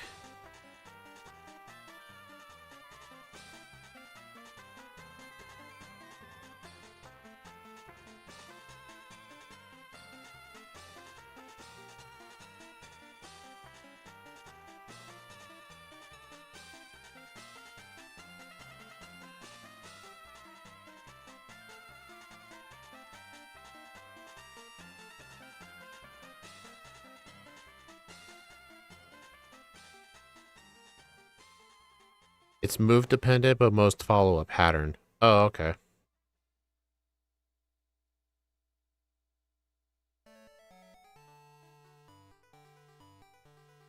Do you just try to use Trick on me? That's hilarious. Even if that had worked, I can't get burned. And I don't think Trick works if I'm holding an item, right? Does Trick swap items? Or does it give you an item?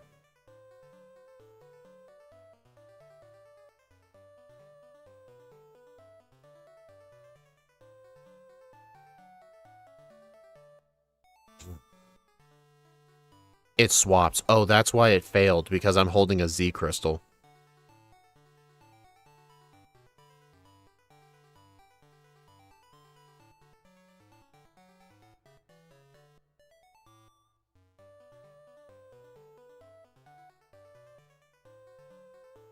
And I just poisoned myself. Awesome.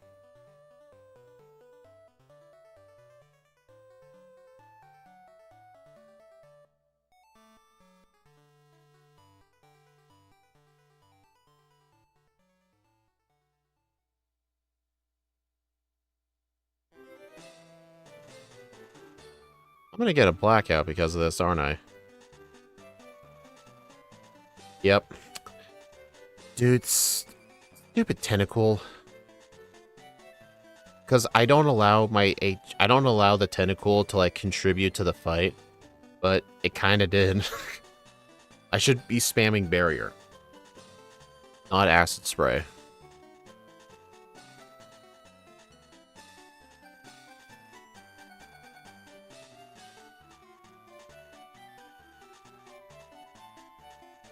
Okay. I'm gonna use Inferno Overdrive on the Drowsy. Oh my freaking god. Dude. I guess I should teach Shadow Claw. This thing has to switch between so many moves, like, all the time. It's annoying. Okay, wait, I still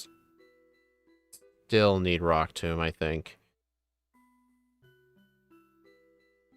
Are using Fire moves in the rain? To be fair, it was either use that or Rock Tomb.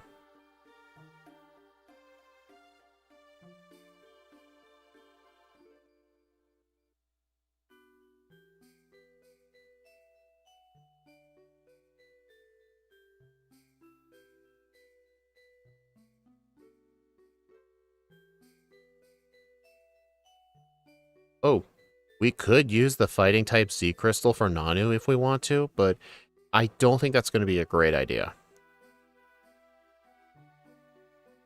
I think what our strat needs to be is we need +1 in our speed to outspeed the Persian. I'm thinking probably stick to the Fire Z Crystal to one-shot, or maybe use the Fighting Z Crystal, because we got to get +1 anyway.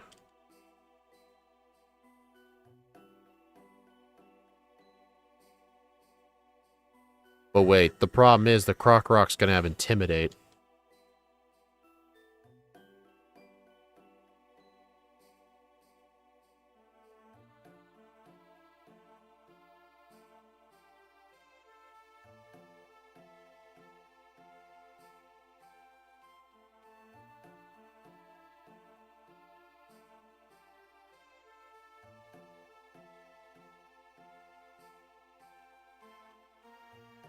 Fire Pledge doesn't care about Intimidate?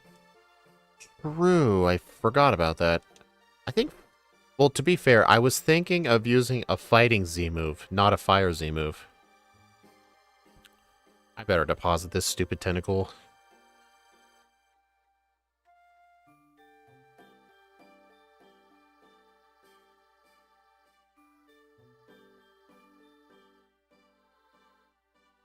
Dude, the abundance of rain is just a giant disadvantage for fire types.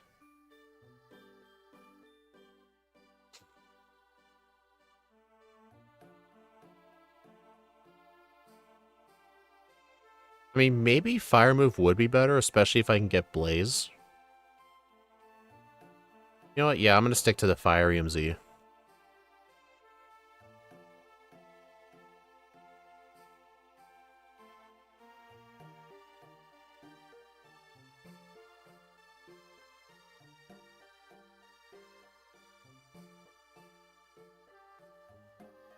Okay, man, Yummy, stop doing that.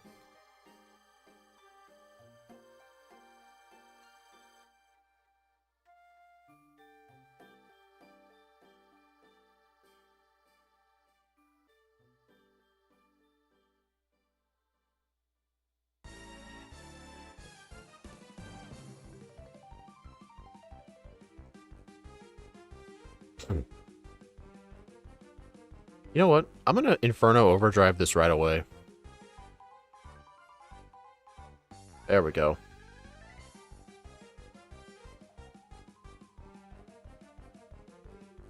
Easy.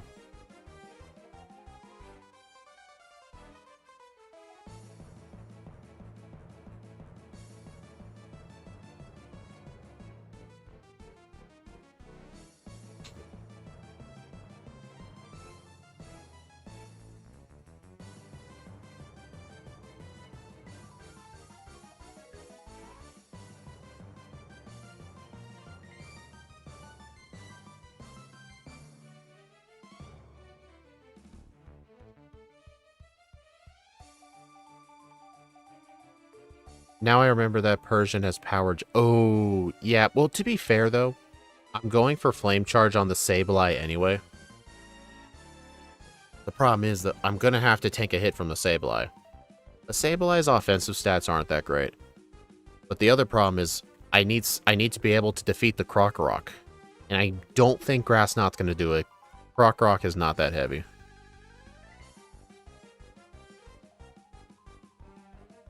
What's going to be the proper play against that Krokorok? I actually don't know.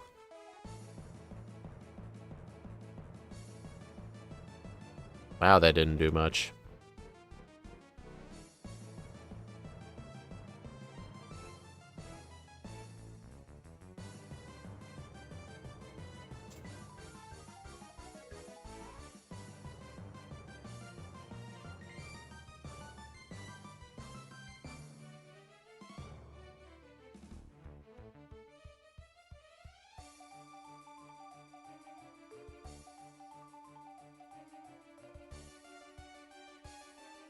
Alright, so...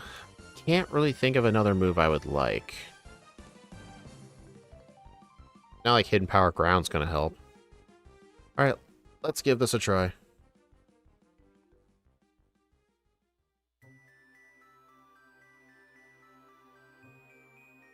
Okay, let's see.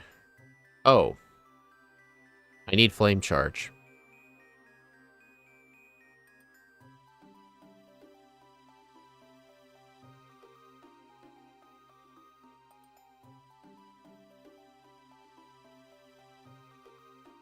Man, they're just...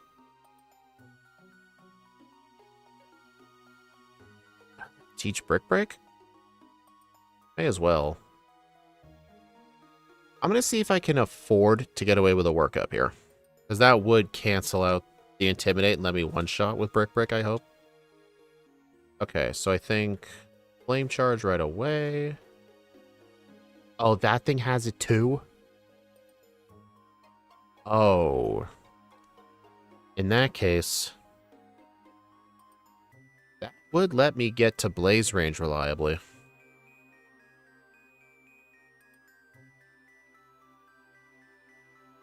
That is not even Blaze. If only I had the Endure... If only Endure was a TM.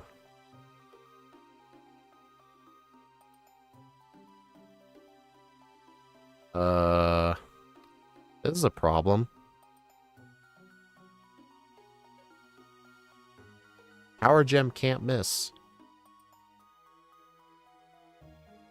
Actually, wait. Adrenaline. If I use the Adrenaline Orb, I won't have a Fire Z move.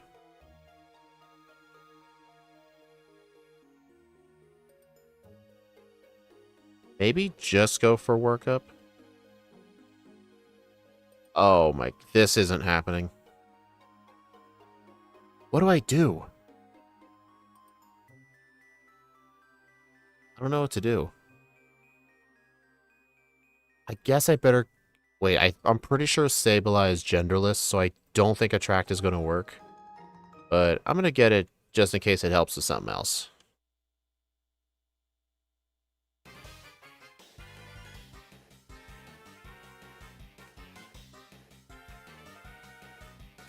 Sunny Day? No. Dude, if only there was a way, an item to prevent flinches. You can OHKO at +2. I mean, I get that, but the problem is, how am I going to get past that,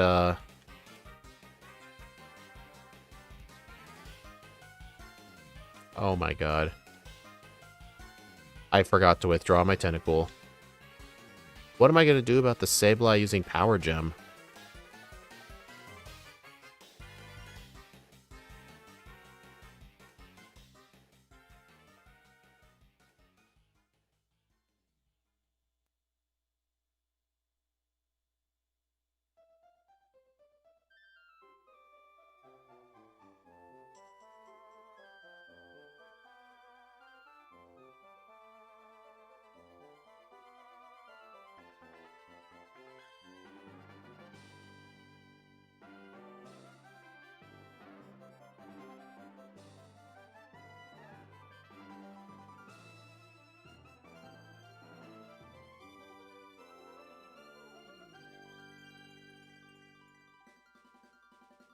Unfortunately, the Covet Cloak was introduced in Gen 9. That's the item that prevents flinches? Dang.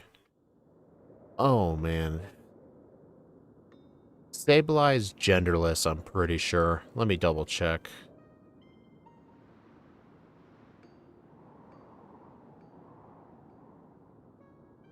Oh, no, it's... Oh, dude, I should have gone with the male Pokemon. Dang it. That could have helped. A lot.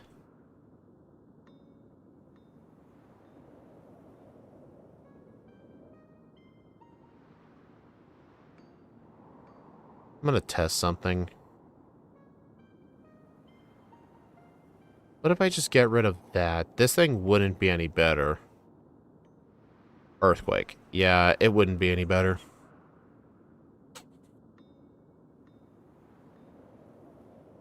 It's not like Will-O-Wisp could help either. Power Gem is special.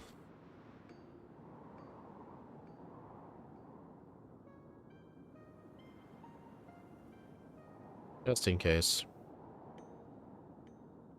I think while we think about this, I'm just going to find trainers to fight. I know there's some trainers up here by the dumpster trash plant. So I think while I do this training, we can think of a plan.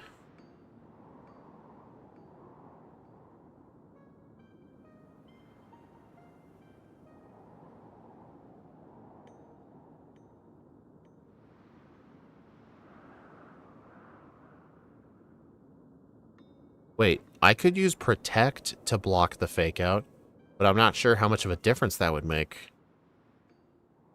I would have a tiny bit more HP.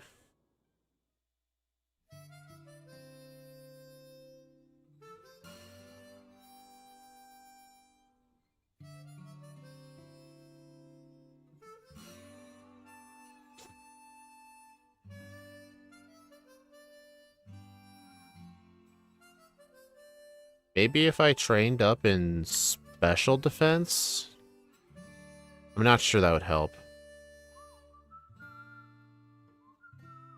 I mean, yeah, Protect to block the Fake Out is some help, I guess.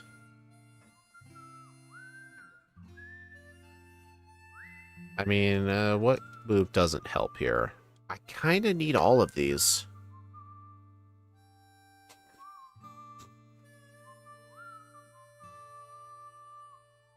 Yeah, I need all of these moves.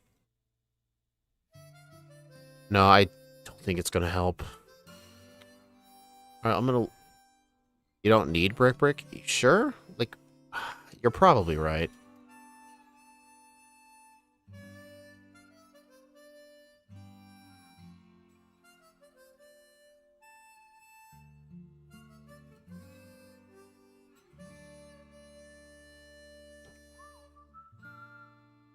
Alright, blocked the Fake Out. So, let's go for Work Up. Less than half.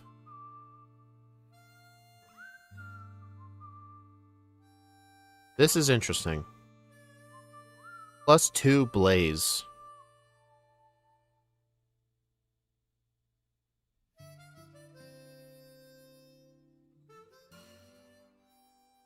You son of a bitch. Okay, this is our winning solution. We have to survive 2 power gems and get into Blaze. We'll have to use another Protect.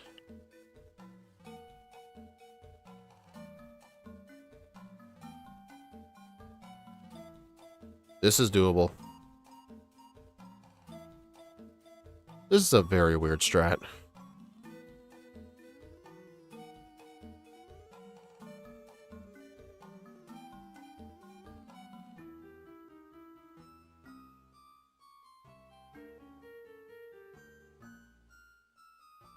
Alright, one more Protect.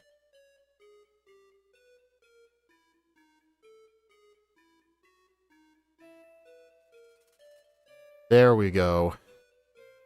That was a very unique strat that I had to do.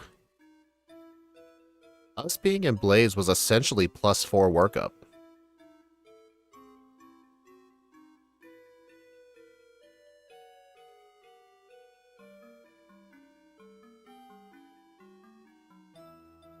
Nanu dead. Yeah, that was a very interesting strat. During planning, I would never have thought of that. +2, level 42, Inferno Overdrive versus Persian. 238. That was an overkill. So tell me, wait, was Blaze necessary for the Krokorok?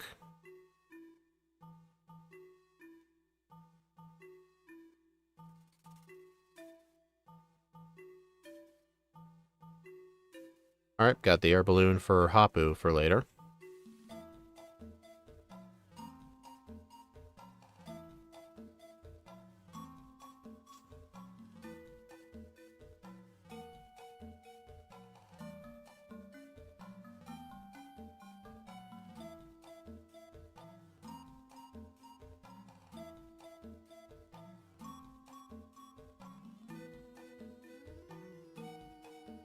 May as well use Hidden Power Ground. I need some coverage for this area. And I think instead of a Fire EMZ, is there a better held item for this? I think Shell Bell. Alright, I'm gonna fight everybody.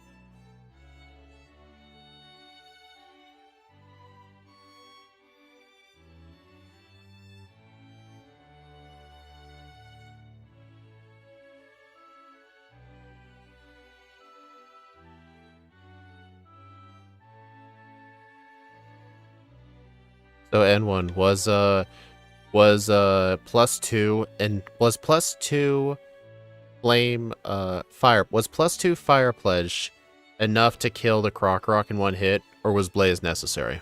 I'm curious about that. If you're able to figure it out.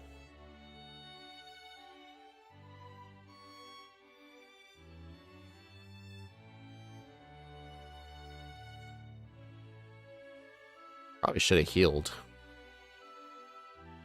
Oh, never mind. This guy's got a Parasect.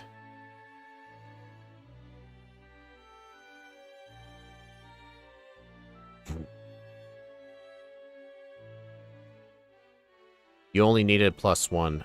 Okay, so... To be fair, though, I had to get +2 anyway because...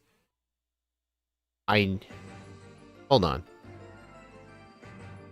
So N1, would +1 no Blaze have been enough to one-shot everything? If I had Flame Charged the Sableye, and then Fire Pledged the Krokorok, and then Inferno Overdrive the Persian, would +1 have been enough with no Blaze? I already got the candy.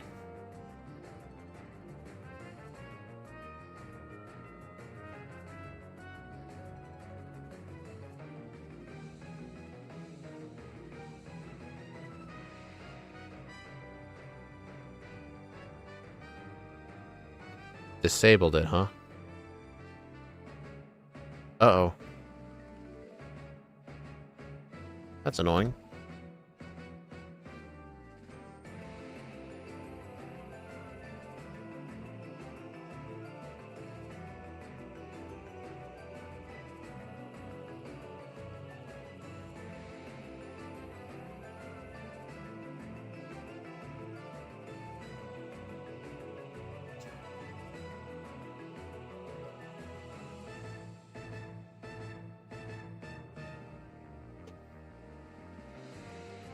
Not really. You needed +2 Blaze to Oko Sableye with Flame Charge.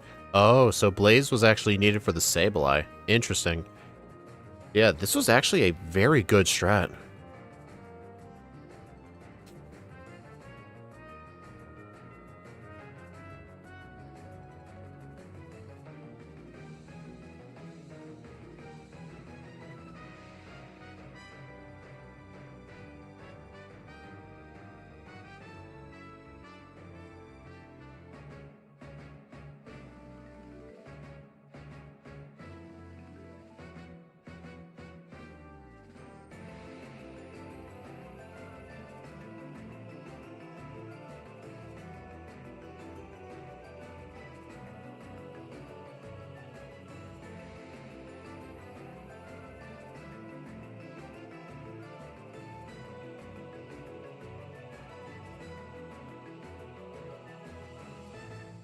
Keyword 2. Hey, you can't have Blaze. How dare you?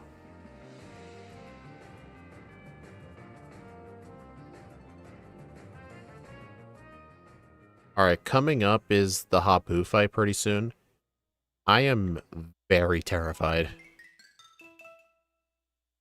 I mean, I got the air balloon to buy us our first turn free of no earthquakes, because the Doug Trio would probably go for Sucker Punch. Or if it goes for Sandstorm, the Mudstale would just go for Double Kick, because it knows it can't use a ground move right away.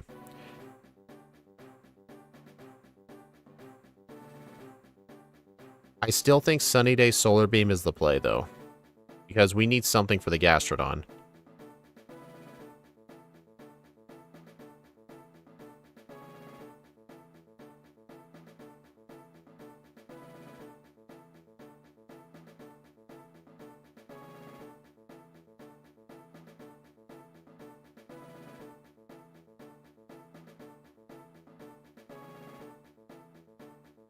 I'm more worried about the Flygon. True.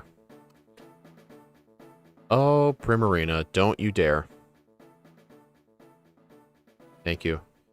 For those wondering what I mean, if Hao has Primarina and you're in a double battle, there is a chance if he goes for his Sparkling Aria Z move, he may end up hitting you.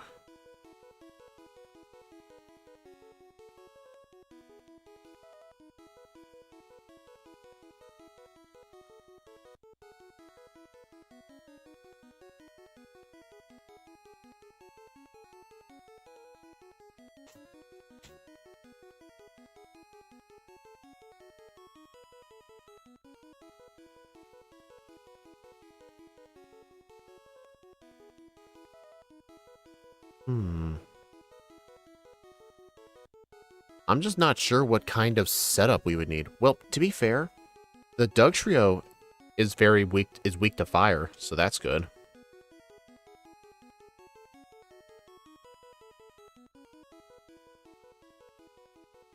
I remember when John Calibro did a Pokemon Sun solo run with Metagross, he had to rely a lot on Magnet Rise.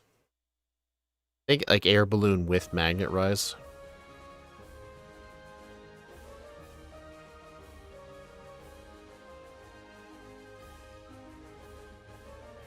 Grass Knot?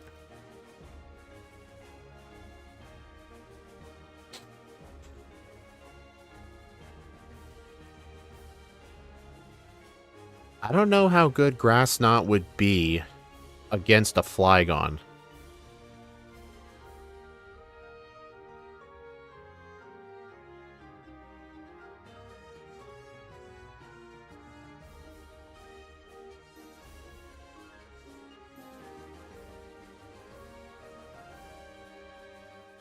Alright, I better equip the Fire EMZ for Guzma. Barely a 2-hit, huh?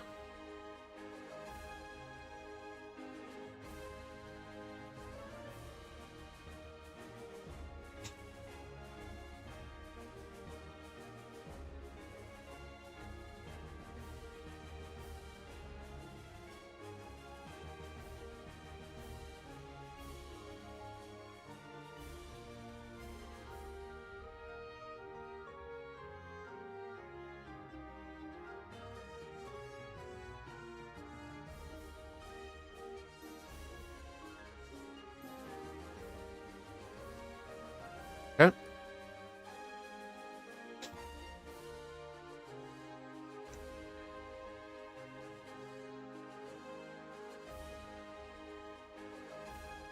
Alright, at least Guzma has been a joke today.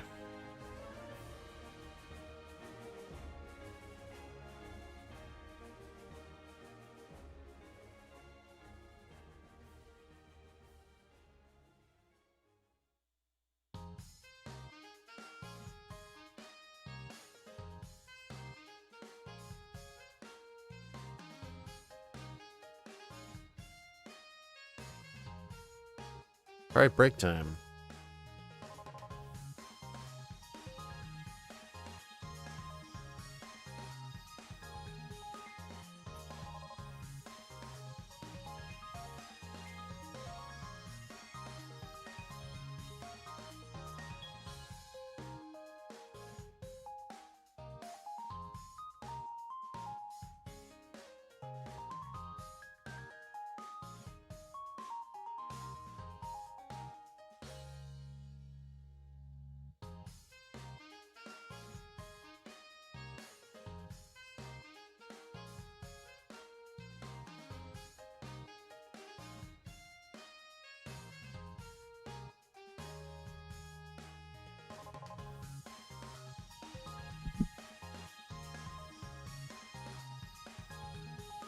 Father gone a crazy, mother and traumatized kids.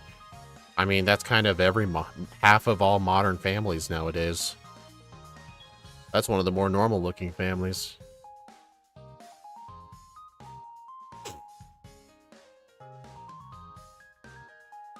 Alright, you're not required to win the fight, but I would still like the XP.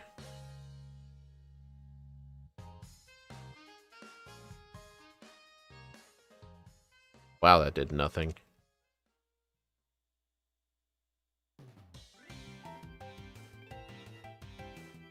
Metronome Mega Kick. Alright, at least I'm in blaze range now. Oh. Hydro Mist, let's go. Alright, Beware's ability Fluffy gives it a fire weakness. Nice. That is some juicy XP. Oh, once we get to the next island, not only will we get access to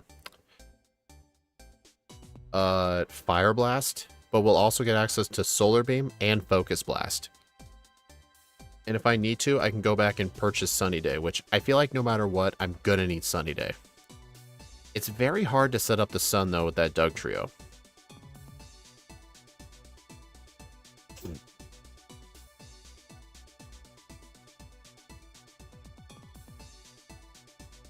Focus Miss. It's called Focus Miss, alright.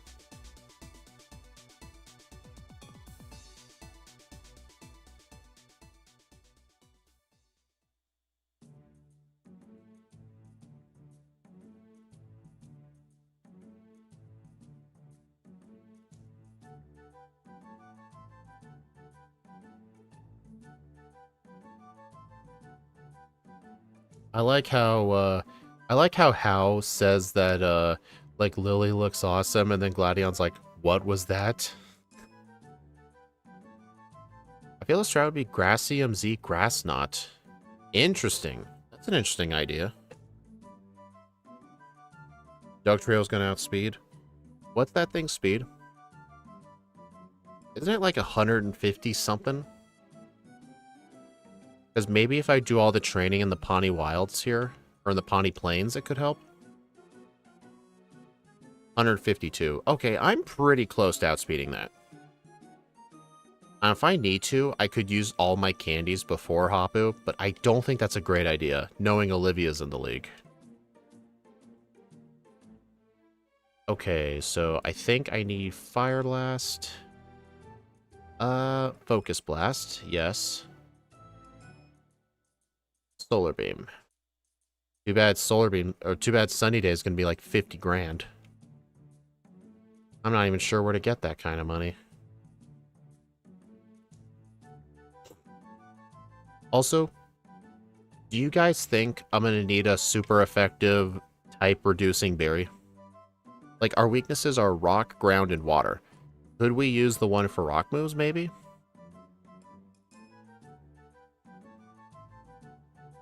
Wrong move.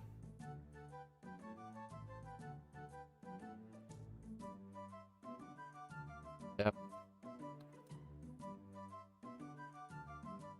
I mean, the one for water is not going to be useful. But not the one for ground either. I plan to use an air balloon for that fight. So maybe one for rock? What berry would that be?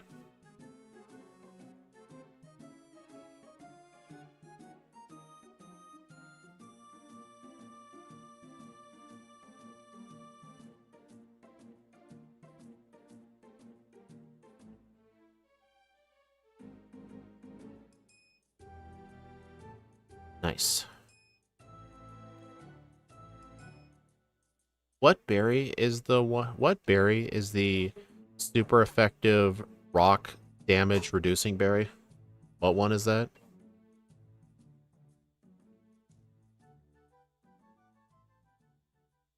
I guess I can.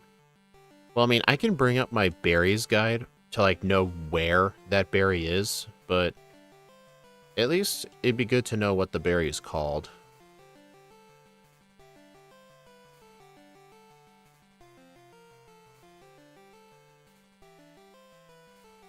The Charty berry.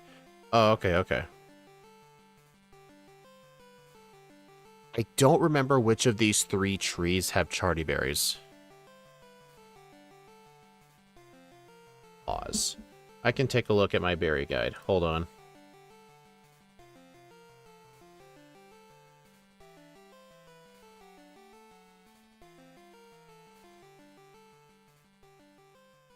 Let's see. Also, you'll see, like, I'm using a desktop screenshot thing to, like, capture the stats. Let's see. Berries. Okay.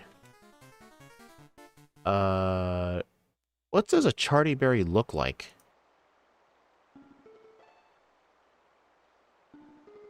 Hey, Dillo170, how's it going? Terrible. Hold on, I might be able to switch screens here.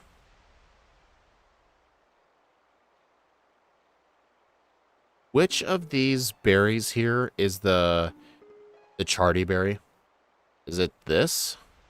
Like, these are the 3 berry trees in the Pawnee Wilds. Like, what do these... What does the charty berry look like? Yeah, I know it's Pawnee Island. I have this guide right here. It's the yellow one. This one? I think that's the shuka berry.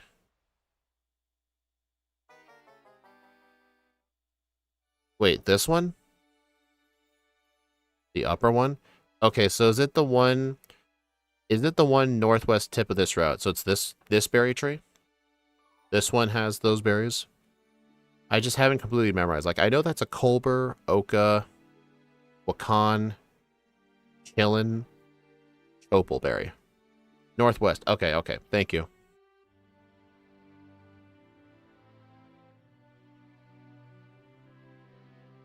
Alright, so now I'll just close out Discord. Alright, so yeah, it's this tree. Alright, so I'm going to say reset here and find one of those berries, because I think it might help with Olivia.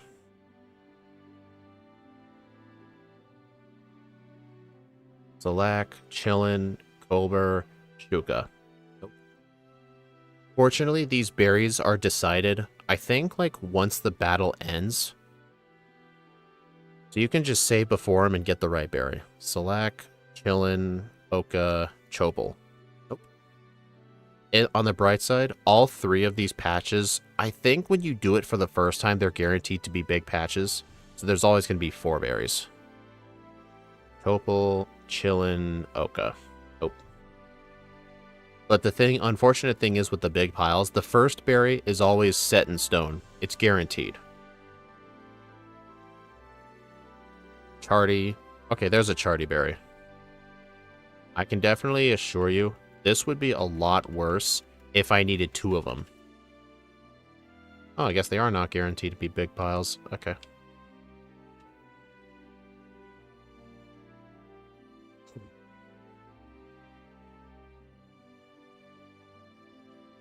$152 speed. I feel like once I get to level 51, I should be able to outspeed.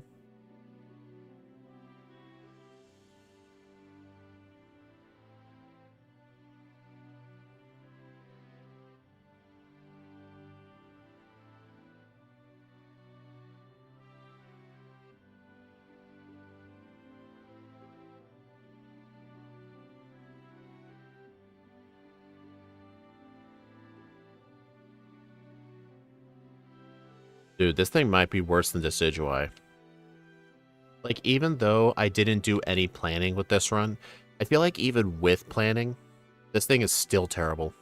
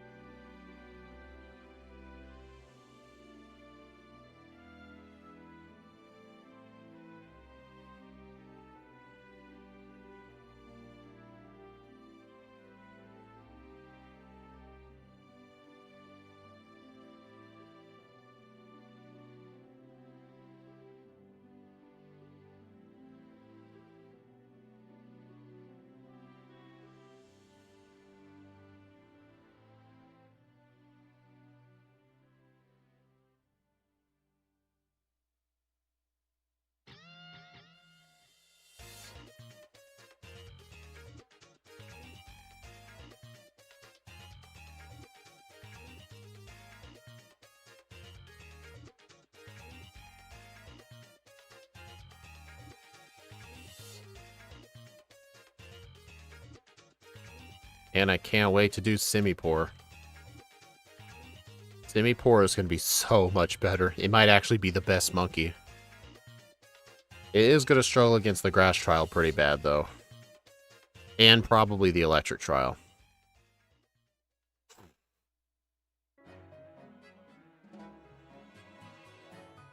And in terms of ice coverage, it has to wait until Blizzard. You may be wondering where Ice Beam is. It's inside Mount Lanakia.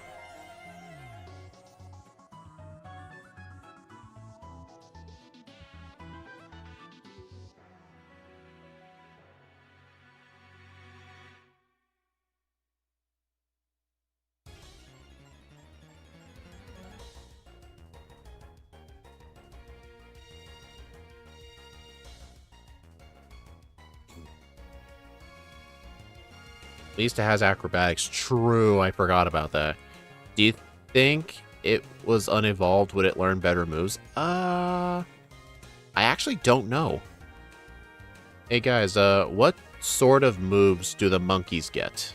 Like, as their first stages?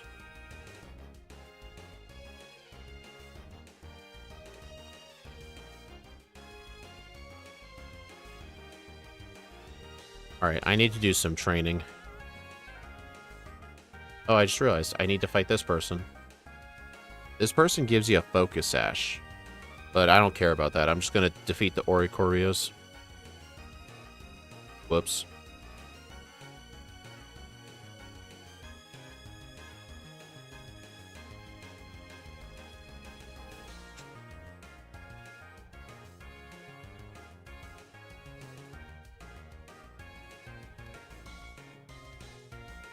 I mean, at least it's good blackout training.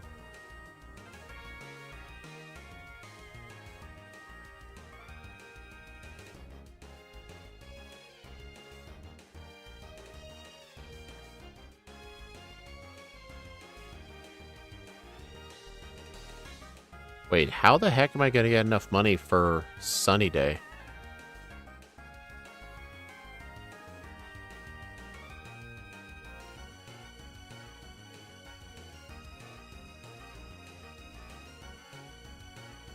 I mean, is Sunny Day, I think, is still the answer here.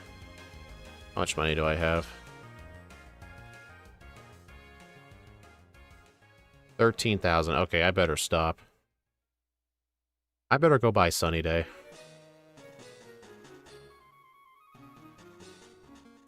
Are you sure I don't need Sunny Day?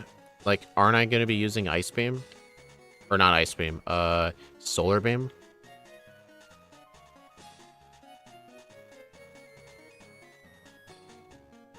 Like, are you sure I'm not going to need it? 30,000, oh my god. I don't think I need Flame Orb. I'm gonna get rid of the charcoal, actually.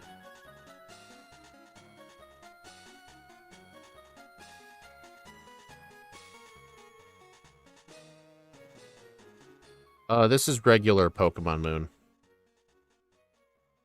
I don't do the Ultra games, and I never will. I'm gonna go ahead and purchase Sunny Day, just in case.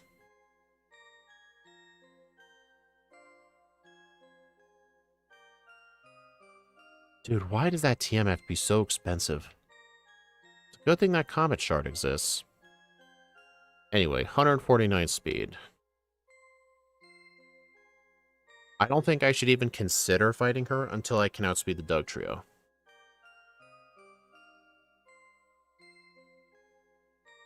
It was a good thing I did a little bit of EV training for speed. And used some Carbos.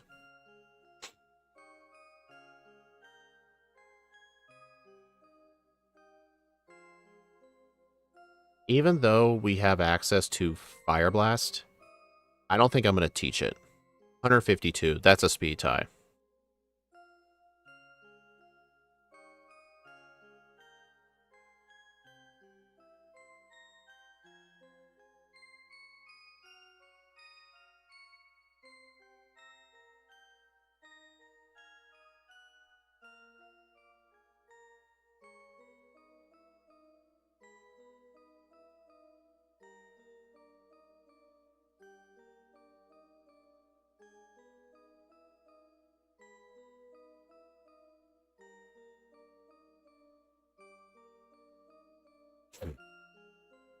Hit myself. Awesome.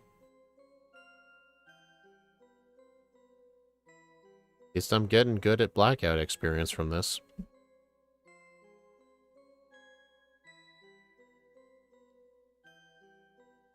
Oh, I didn't know there was a repeat ball on the beach.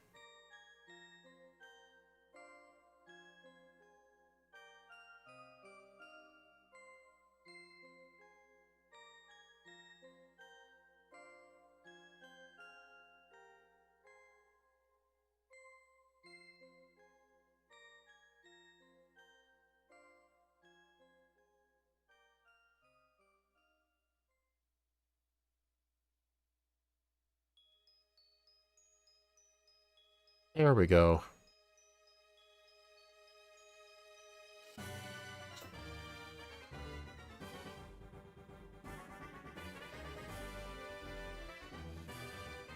$155 speed. Alright.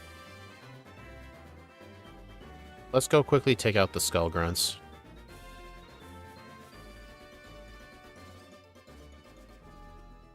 Nope. No.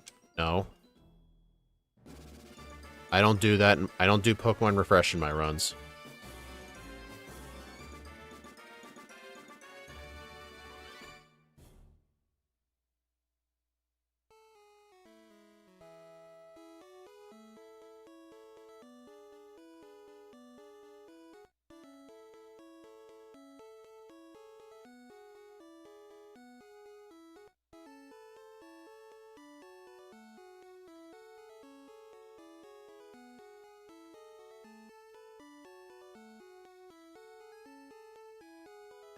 Wrong move. Strategy is quite simple, actually quite simple. Grass CMZ with Grass Knot. Hold on. Why wouldn't I just Grass CMZ with Solar Beam? Why did I use Hidden Power Ground on that?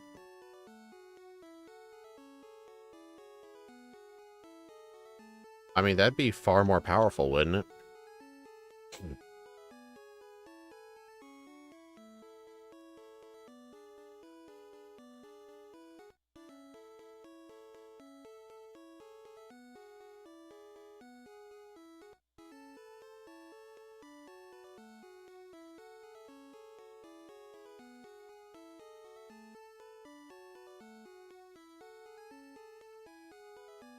Because you want to use Grass Knot on the Gastron and Mudsail. Are you sure Grass Knot's going to one-shot, though?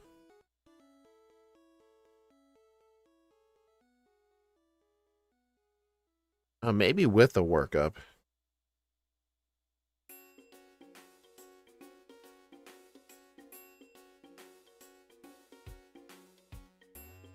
Alright, well, let's try your strat.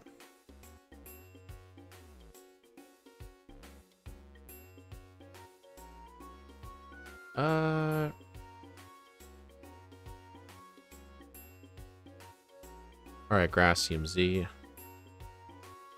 Alright, so let's try this strat. I forgot to equip the air balloon. Oh wait, no, we're not using air balloon. Okay, so I think the plan here is just get rid of this Dug Trio. Okay. Mudstale. Bloom Doom.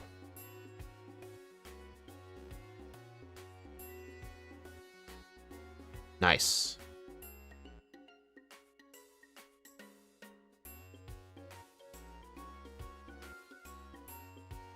That's gross. Wow, that thing lives at like 1 HP. Dude, that thing lived at like 1 HP. I don't think I can use Workup, though. The Mudstale is just going to go for Tectonic Crush. Give it a try. Knew it. But yeah, I have to use, you expect to get... Dude, she almost never sends Gastrodon second. She usually sends Mudstale second. From my knowledge, at least. What happens if I use Workup here? Okay, to be fair, that was a crit. I'm gonna try that again.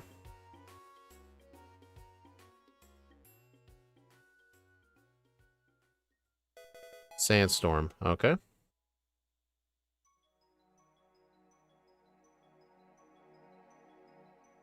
Bloom Doom.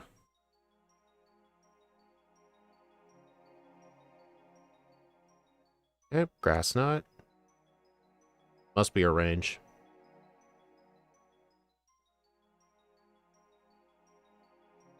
Oh. I'm sorry, like, Bloom Dooms for the Flygon? Hold on. Maybe Mudstale is so heavy I don't have to use Bloom Doom on it? I think Mudstale is extremely heavy. Okay, let's try this again.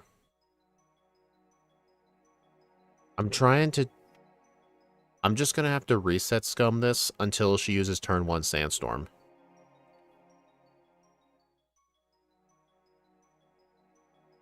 It's 120. Oh, so it's maximum? Okay.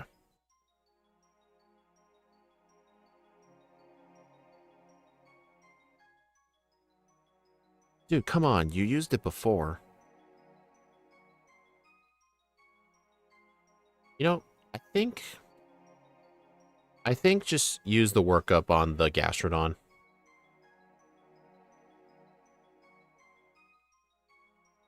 You motherfucker. Okay, so I have to use workup on the Dugtrio. There's no choice. It just has to go for Sandstorm. It did once before, but I don't know why I won't do it ever again. Like, seriously, why won't it go for it?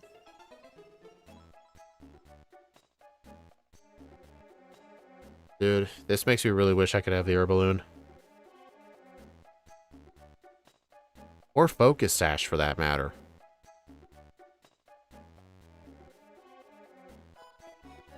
Like, why isn't she going for Sandstorm again? Better yet, why did she go for it just that one time? And it's not like higher level's gonna fix this.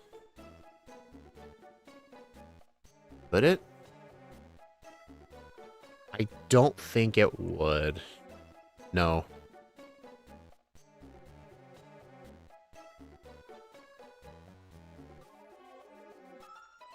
I think I just gotta keep resetting until it happens. Maybe defense EVs could have played a factor here.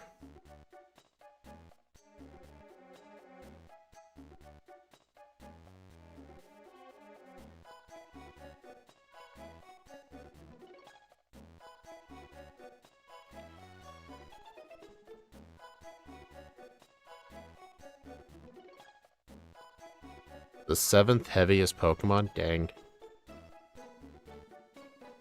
Okay, why isn't she going for Sandstorm anymore? What?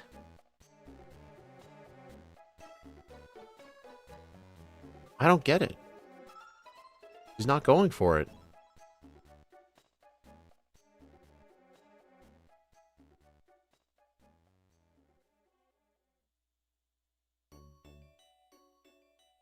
Finally, thank God. Okay, Fire Pledge. Grass Knot. Grass Knot. I would have been mad if that range missed. Alright, Bloom Doom. Please one-shot. Oh, thank God. So basically, once she uses Sandstorm, she's effectively free. It's just getting her to use Sandstorm is the problem.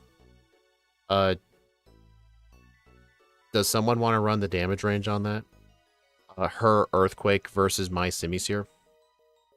I'm quite confident that's a 100% chance of death.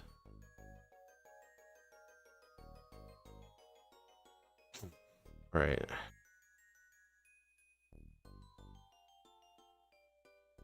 It's not Hidden Power Ground. Yes, it was. It was 100% death. I have no idea, like, it seems like a 1 in 10 chance she just goes for Sandstorm instead. It's the only way to win, pretty much.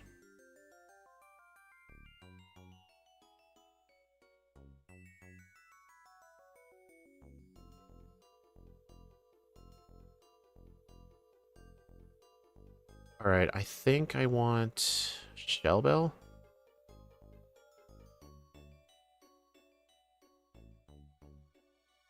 Alright, fight everybody.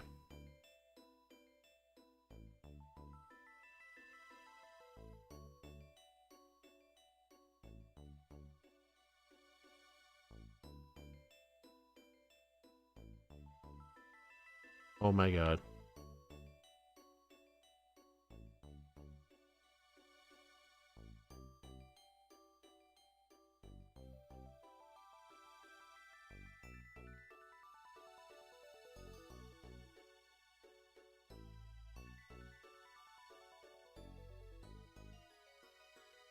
Thank gosh for defeatist.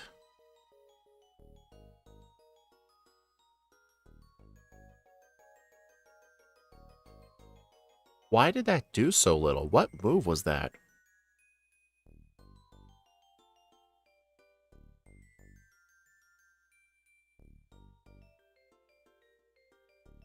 Also, if you guys want to know where Simisage was, Simisage is in the middle of fighting the Elite Four right now.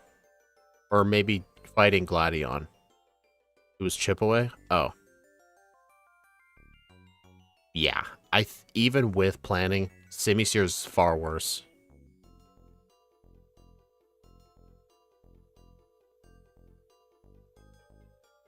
Hey, Doug Trio. Go away. Also, that yellow Pokeball you saw down there, that's Flamethrower. Incineroar's at the league.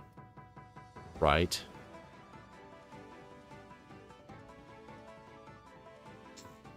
Urim and Zekrom have already beaten the game by now. And here's the thing, I did no EV training, like barely any like committed EV training. Like imagine if I was actually able to get EV training in. To be fair, I'm not sure what EV training would have helped.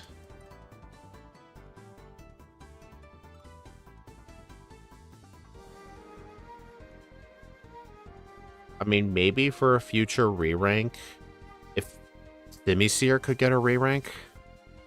But I'm not doing re-ranks this year, so don't even worry about it.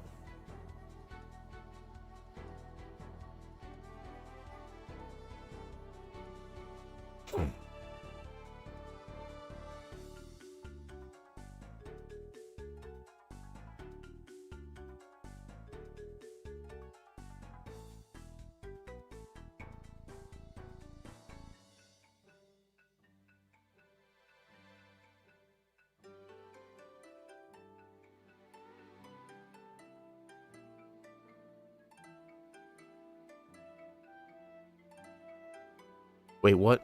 Dude, this guy is using Dynamic Punch. Hey guys, I think we found Chuck. Dynamic Punch and Hypnosis. Okay, yep, this guy's Chuck. I'm calling this guy Chuck. Black Belt Chuck.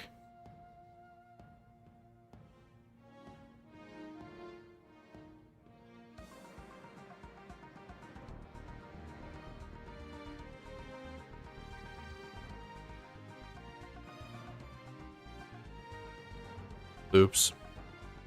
I meant to go in the thing to get Flamethrower. Surely we'll be fine.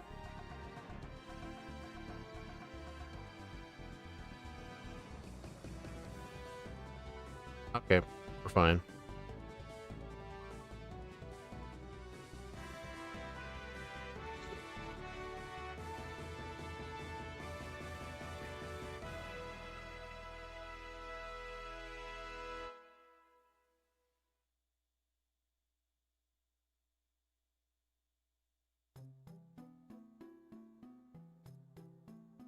Arbink.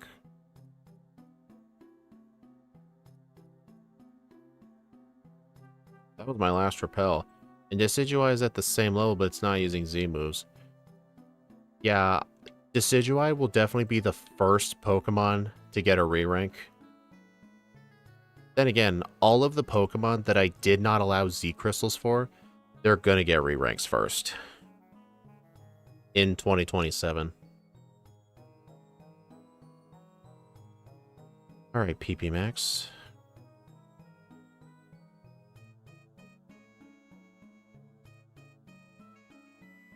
Can I use Fly in here? No.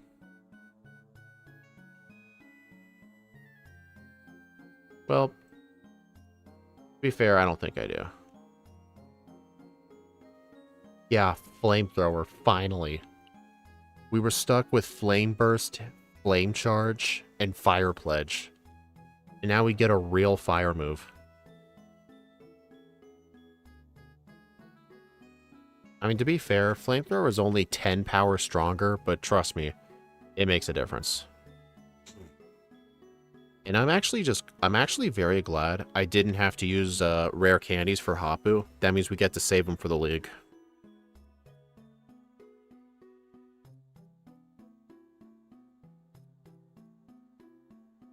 And it's a good thing, so, because we gotta make sure we outspeed the professor's Lycanroc. Otherwise, we're just not gonna win. Oh, that thing just curse-bodied me. Oh, fun fact, if you were to do a Cloyster solo run in Pokemon Sun and Moon, like starting as Cloyster, you get 0 water moves. Because it can't learn Scald, and Surf and Waterfall are in the post-game. You would have to start as a Shelder to get a water move. Or use Hidden Power Water.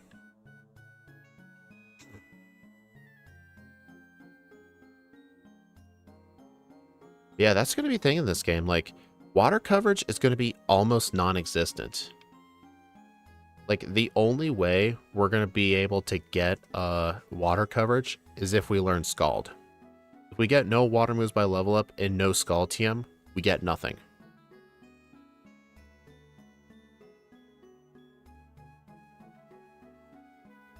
Sky Uppercut miss, thank you.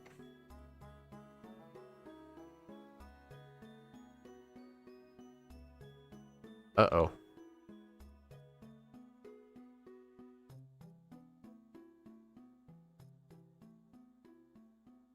I didn't think that would go too well. Did I save? Yes, I did. Yep. Okay, what do I do here?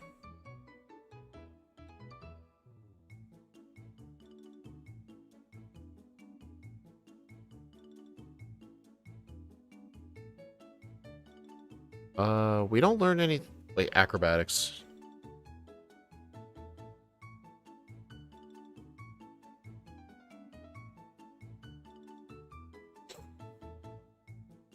Okay, this thing was only hard because of poor planning.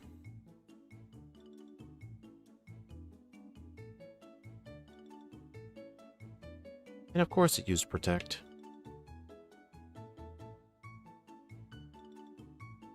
Okay, that did like half.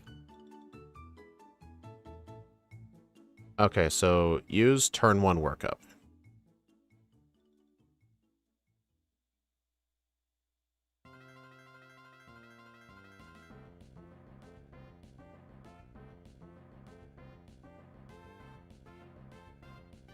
Amen, Yummy. I hope you're enjoying the fact that this Pokemon has 56 resets.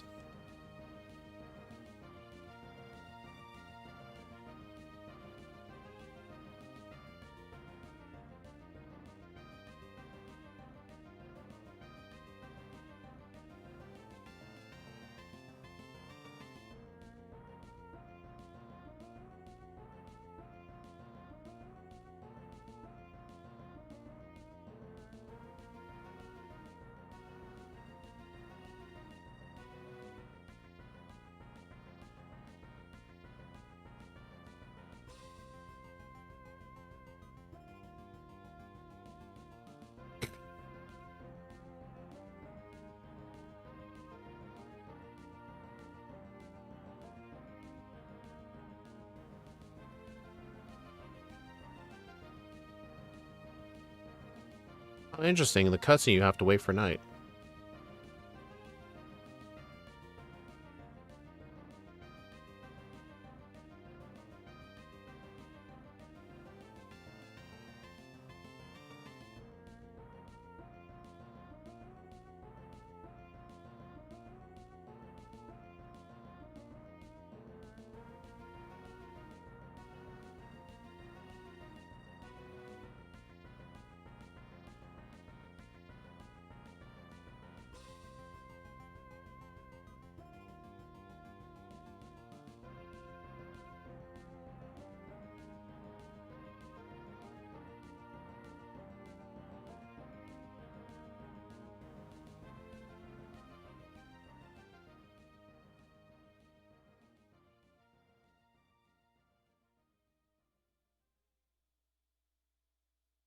Hey, John.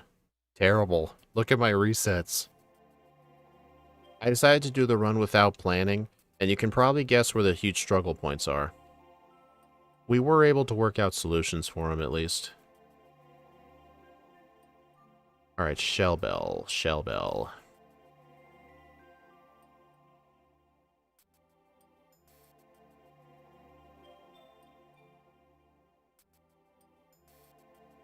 Yes, Olivia was a huge problem. Hapu was a massive problem. We were able to find a consistent way past her. Once you're past the Doug Trio, it's consistent. You just gotta use a Grassium Z in one workup. But the problem is, you have to get Doug Trio to go for a turn 1 Sandstorm. And it seems to only do that like 10% of the time. So I got a lot of resets just waiting for one. And we actually found a very interesting strat for Nanu. It took a lot of trial and error, but for Nanu, it's actually +2 Blaze. Just destroys everything, even with Inferno Overdrive too.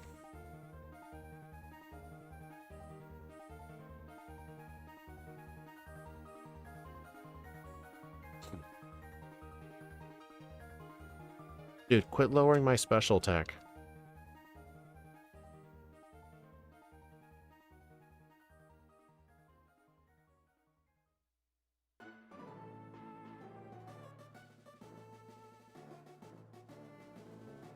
Sunny Day and Solar Beam would not have worked for her. She would just kill you.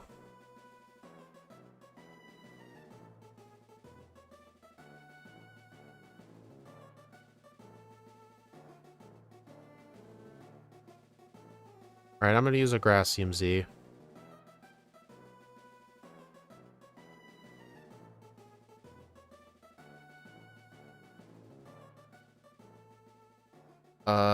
We did not... I have the air balloon, but I did not use it for Hapu because we decided to use the Grassium Z. The Grassium Z was to guarantee the Flygon. I mean, John, I kind of wish you were here earlier. We kind of wish we had your help.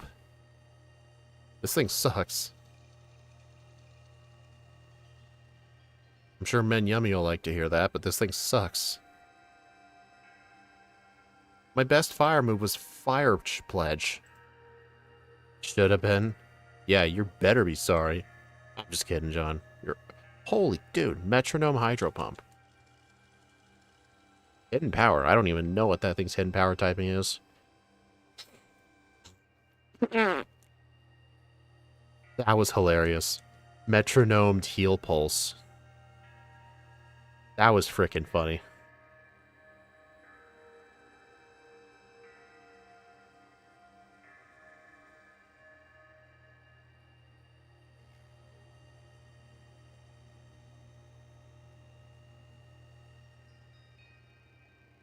Then again, if I decided to actually do some routing with this, the routing session would have taken like an hour and a half. I mean, I knew this thing was just going to get a buttload of resets anyway, so I figured I could get away no routing. Besides, I kind of need to practice my first playthroughs without needing an hour of routing. I should be able to glance at it and be like, okay, here's what our strat's going to be for this fight. So I think it was some good practice to do this without routing. I'll do the same thing for Simisear too.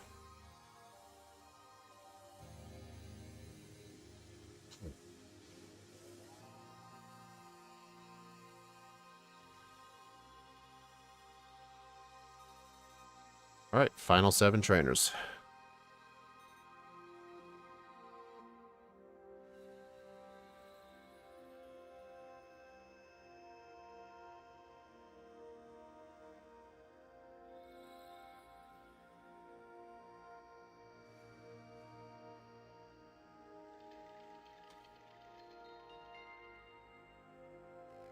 Yeah, that was kind of the reason I didn't want to bother trying to route it. Just because I knew it was going to get a buttload of resets at the rock and ground fights. So I didn't even bother.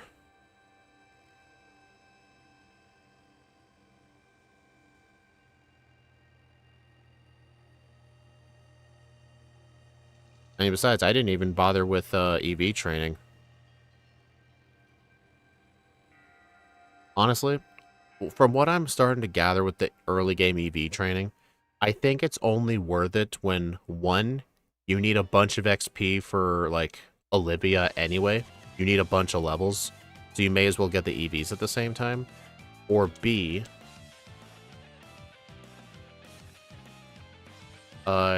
you do the calcs ahead of time, and you know for a fact you need the EVs for the champion fight. Oh yeah, physical water types essentially get no stab. Okay, let's try this.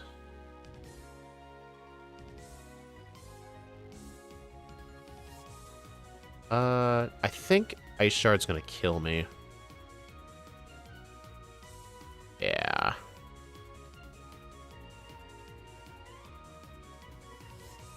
Okay, I need Flame Charge. That was... I still need that.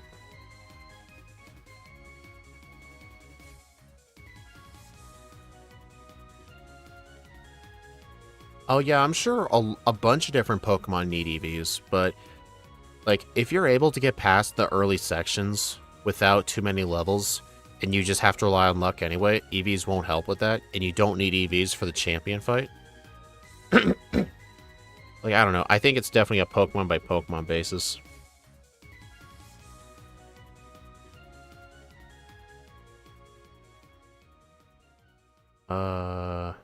Brick Break?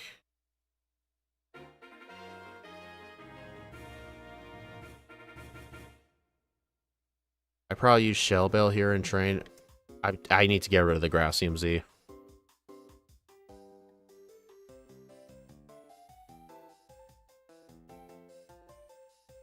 And besides, training, I don't think Blackout training is going to be necessary. I'm level 58, and I haven't used my candies yet.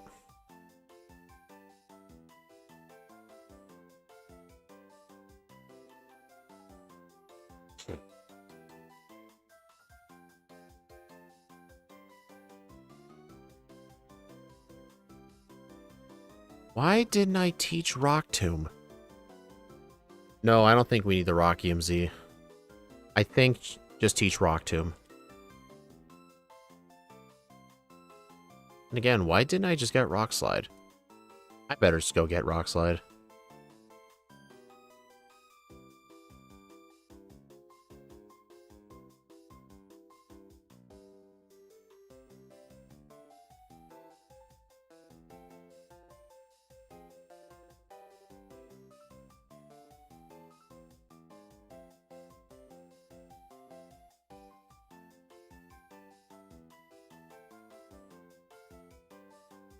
Get the rare candy? I did, yes. Oh, speaking of candies, I need to get the one in the lush jungle.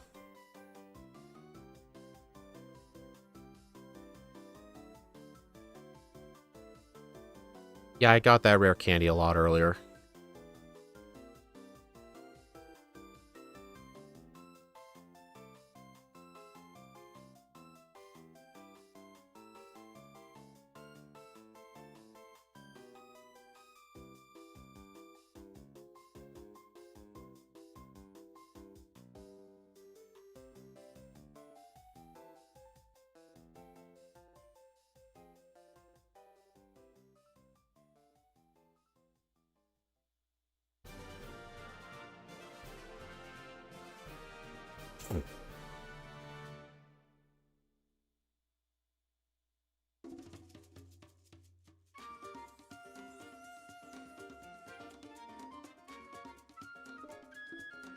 That was Energy Ball.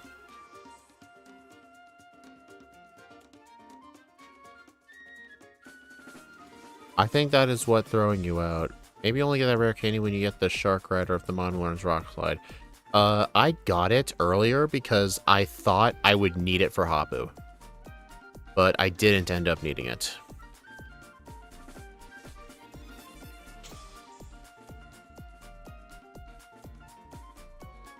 Alright, Gladion wasn't that hard.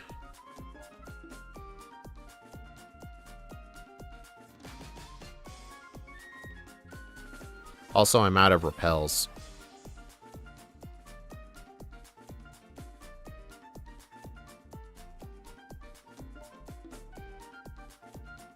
Why do I need to teach Grass Knot right now?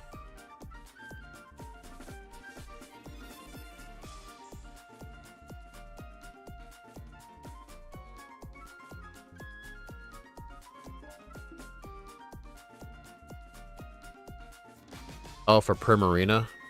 Oh, okay.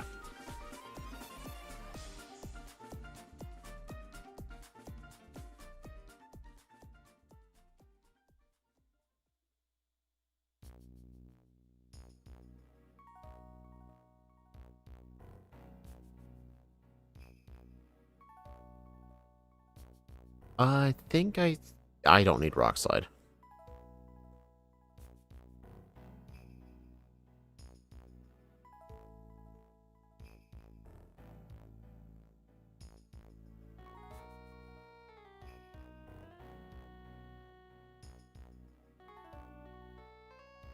Oh, I already outsped. Okay. Okay, then. Oh. Well, then. I should have thought of that. I'm gonna stick to this item for now, John. Okay, yeah, I am gonna need Rock Slide. Alright, so I will not need Flame Charge. For some reason, I thought it would have needed... I thought Raichu would have been a lot faster than that. Then again, I just underestimate the speed of the monkeys.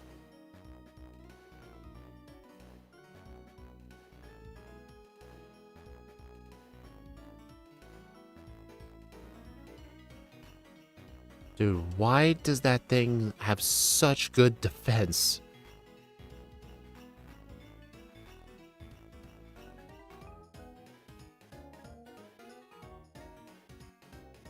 Because I don't think a regular Grass Knot's going to kill Primarina. I just don't think it will. Alright, so let's just go 1. No, I don't want to... I don't need to Blackout Train. I still have all my rare candies. I'll get to a good enough level.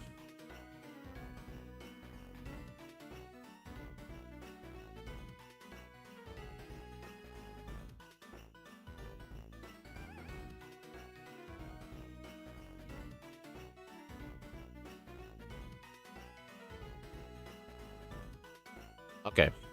Here's what I'm going to do. I forgot that thing I quick attack.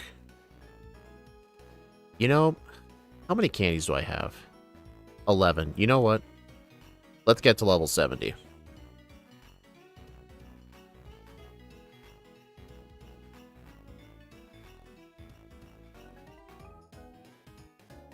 John, a charcoal would not be enough to kill that Komala.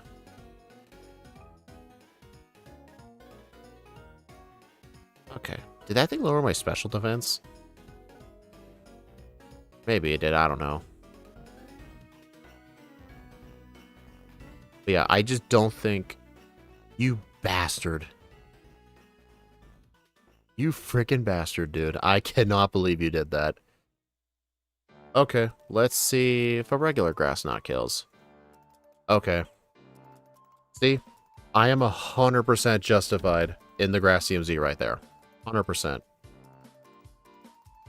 Dude, you bastard.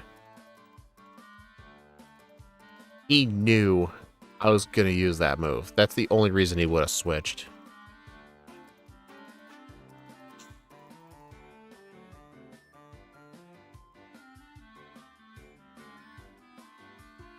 You know what?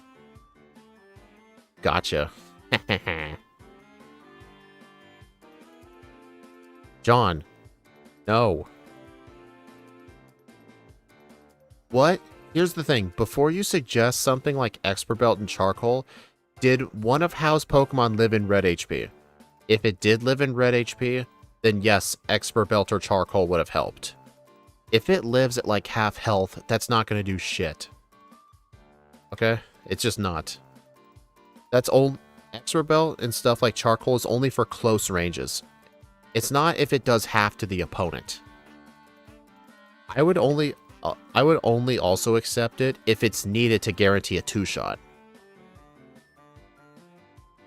Okay. Final 5 trainers. Finally. I feel like I can get away without Shadow Claw here. Because I feel like stab fire moves are just going to be better.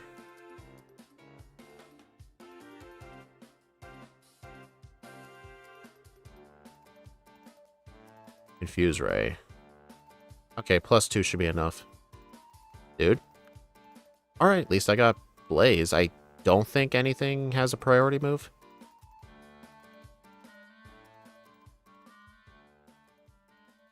No, it doesn't. 209 speed. Yeah, I outspeed everything in the game by a long shot. The fastest thing in the game is, I think it's Gladion's Crobat at like 190. Good thing I used those Carbos. You know what? I'm pretty... John, bottom right. My EVs are in the bottom right. I'm pretty sure... Oh, right. Forgot about Sturdy. I was gonna say Kahili shouldn't have a priority move, but no, I forgot about those. Surprisingly, it is not her Crobat. It's actually Gladion's Crobat. Gladion's Crobat's actually faster. Yeah, I introduced that to the overlay after the Simisage stream. This is the first time showing it public.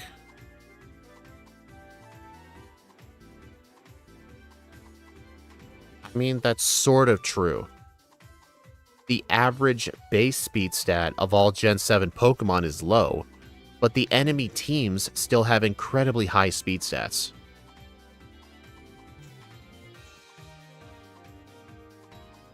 Like, Pokemon Emerald is a pretty slow game. The fastest Pokemon is 140 speed, and that's Steven Stone's Claydol.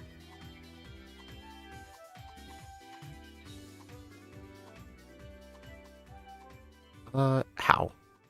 Paula, do not fight Olivia next. Save her for last.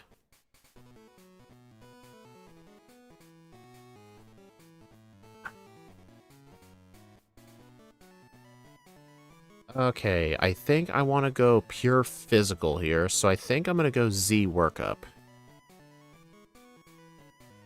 And acrobatics. Wait, if I'm going to go acrobatics, I got to unequip that Z crystal. And of course I get a bot. Get rid of Rock Slide.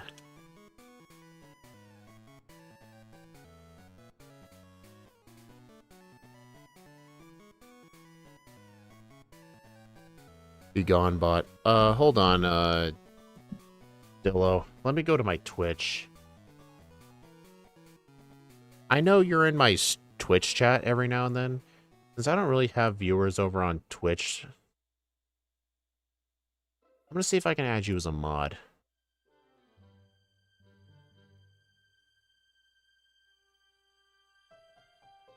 How do you add someone as a mod?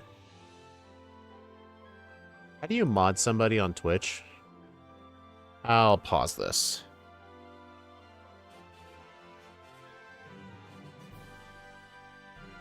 I don't know how to mod somebody.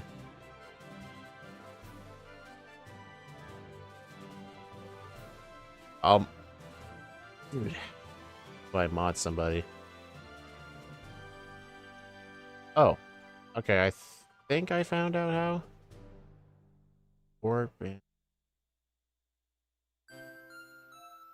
Yeah, black and white's also pretty slow.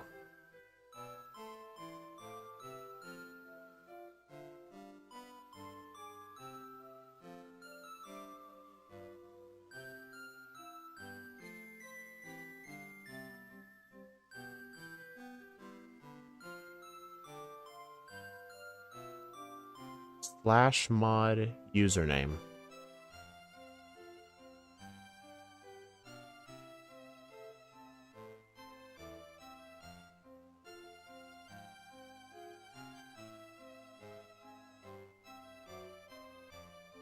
Valid username. Wait, John, why does your Twitch username have 3 1s in it?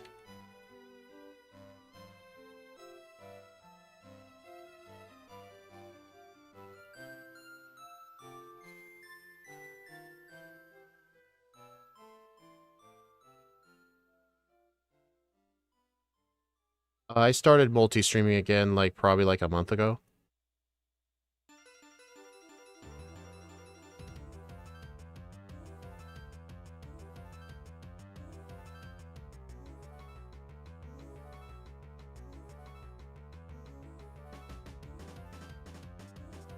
Alright, I modded a Perky Penguin, too. Yeah, sometime during Daily December. Okay.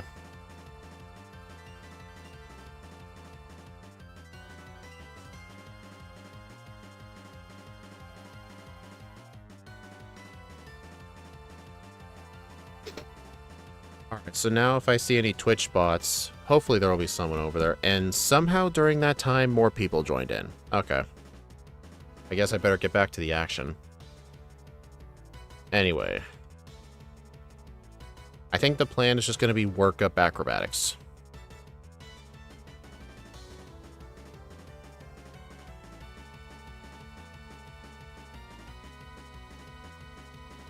Ouch. And then I have Flamethrower for the Beware. What the... Dude. Why is my my controller disconnected? It'll give it a sec. Good thing touchscreen controls exist.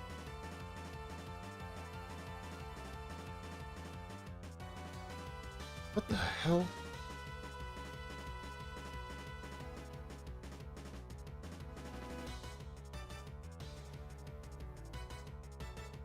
What do you mean it disconnected?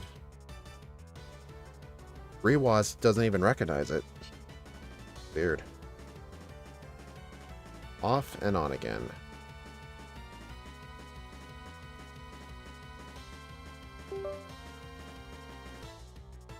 Okay, that should fix it.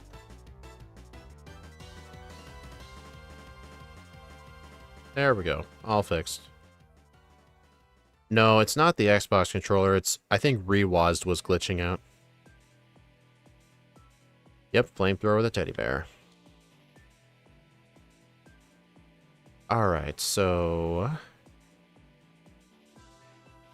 Grass Knot. Alright, I think I do want Grassium Z this time. Possibly. And I think on the side, Brick Break. Honestly, I don't know.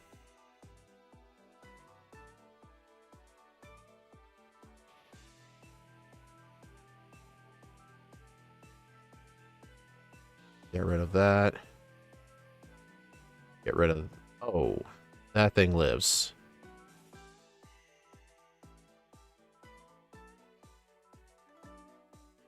My special attack is better. I should be teaching Focus Blast.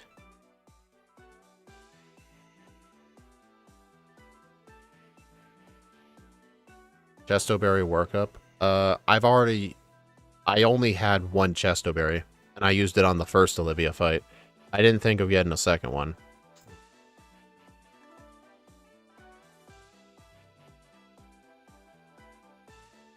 Butthole. Alright, so I'm pretty confident Focus Blast will one-shot the Lycanroc. And then 2 of the next Pokemon have Sturdy, but the Carbink, though... I don't know what to do about that Carbink. Probably Bloom Doom. Yeah, probably Bloom Doom. Okay, Flamethrower. Thunderwave.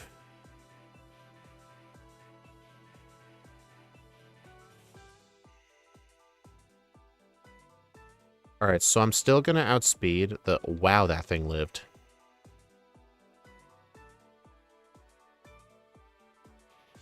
Okay, I think I need to use Solar Beam. Fighting Z move? Maybe? I don't know. I'm gonna try Z Solar. I'm gonna try Bloom Doom with Solar Beam instead.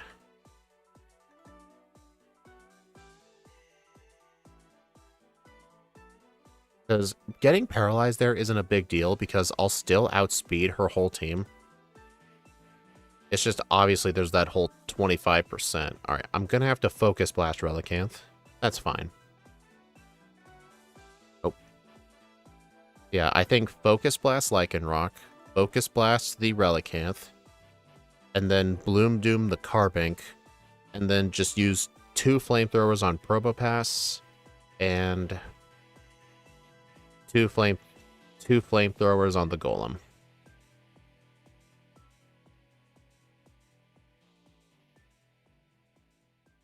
Alright, Flamethrower into Focus Blast. I was worried that I was going to let it live. Bloom Doom. Oh, dude, the stupid Sandstorm. The Sandstorm is boosting their special defense. Okay, that thing using Sandstorm was bad.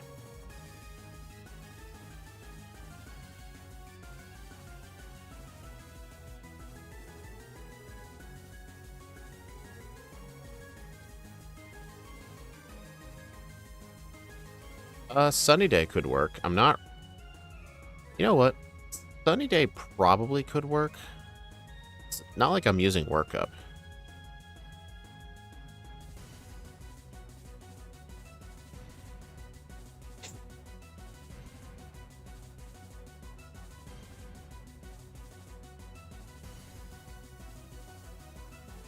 Okay. Of course.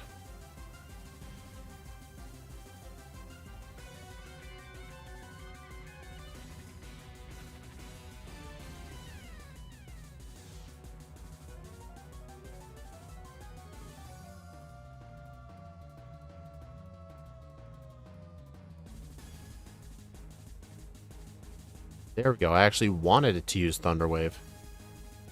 I hate this game. Dude, stop doing that. Every single time I try to hit Focus Blast, I missed. Hey, D. Whalen. You're running late, I see. If you mean I'm streaming late, then yes. This is like the second to last trainer in the game. I'm almost done. But Focus Blast is a pain in the ass.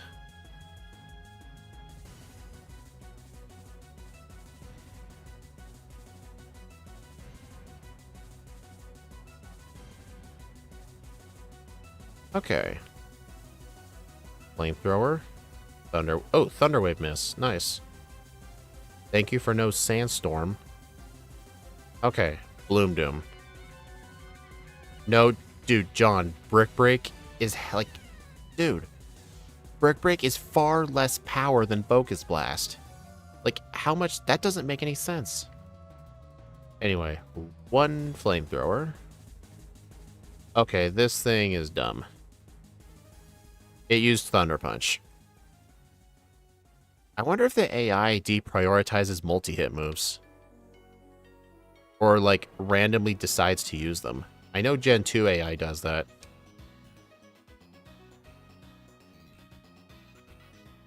And besides, we need the, Bloom Doom for the Carbink. That thing is just way too tanky.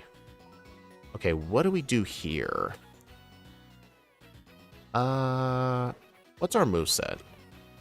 Flamethrower, Solar Beam, Sunny Day, Focus Blast. Fighting Z move for the Snorlax? I think that's a good idea. It's got to be a physical one, though. So let me teach Brick Break. Yeah.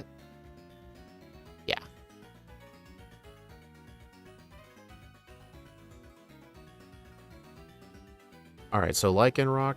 Actually, I might want both Focus Blast and Brick Break. I don't think Brick Break's going to kill it, because it doesn't even kill Olivia's. I highly doubt it'll kill Kukui's. So I'm going to go ahead and use... get rid of Sunny Day. I'll keep Flamethrower. I think workup. You know what? If I'm going for workup anyway, I'm going to get rid of Focus Blast for Attract. Because the Lycanroc on Kukui's team is male.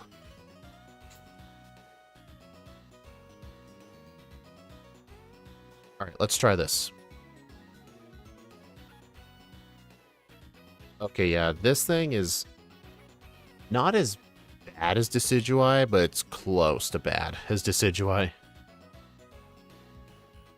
Correct. I think one workup should be enough.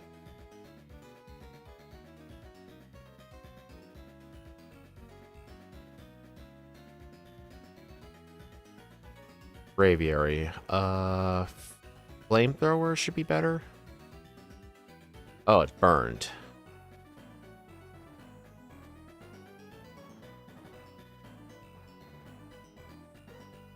Okay, I'm getting pretty dang lucky with Attract.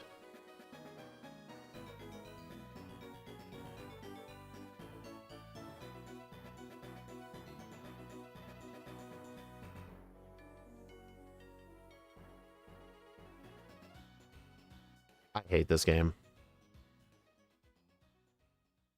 Honestly, I don't think a fighting Z move is necessary.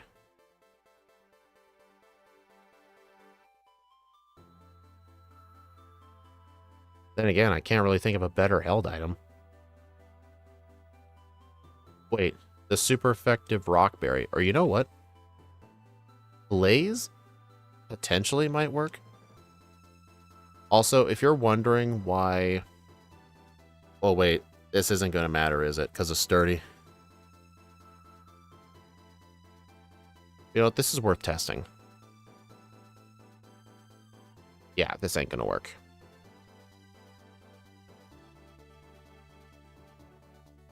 Alright, I think I need that Rock Berry.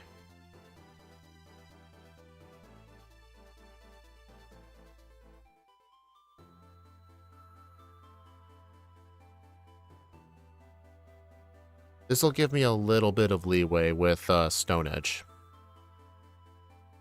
But I think I'm still going to need 2 workups.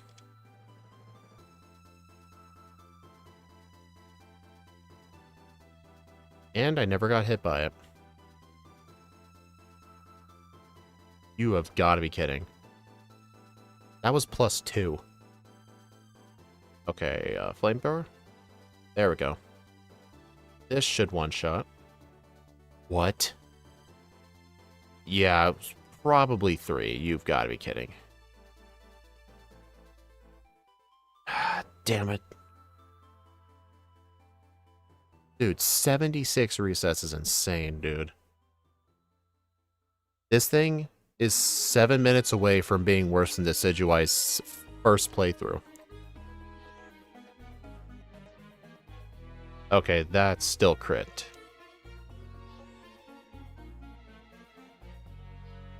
So yeah, I gotta use Attract, 3 workups, and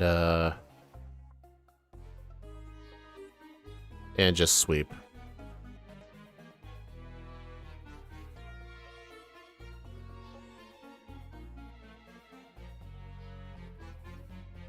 Okay, so the Charty Berry does not let me survive a second Stone Edge, but what it does let me do is survive a hit from the Magneton, which is important. So I can only afford to let it hit me 1 time. Stealth Rock. Ouch. Is this Pokemon just bad, or do fires suck in this game? Both. It's both. Fire types are awful, and the elemental monkeys are not that great.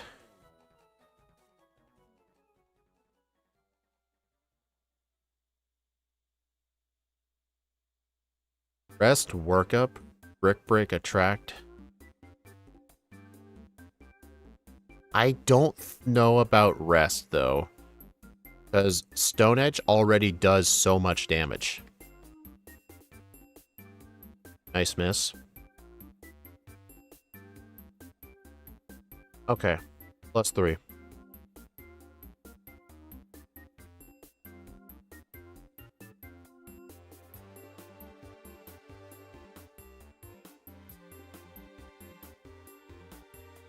Alright, flamethrower in case of a burn. Nice. Alright, come on. Dude. There we go. 3 hours, 13 minutes, and 17 seconds. 17 blackouts, 80 resets. That is a record for Sun and Moon. Oh my god. Level 73. Holy crap. That was bad. That was so bad.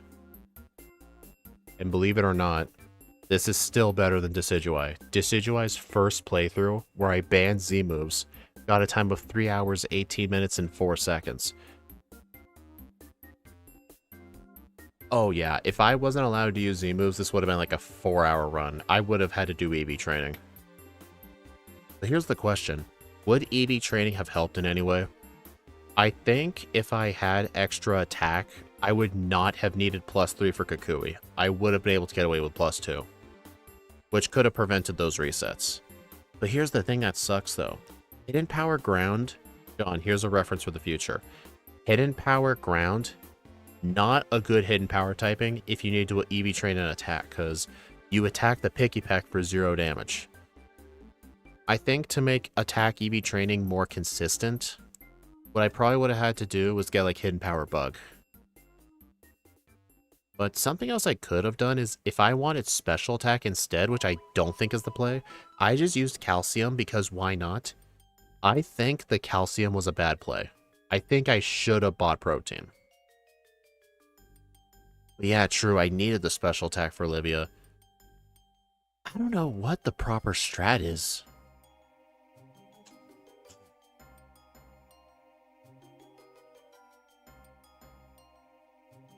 Like, I legitimately don't know.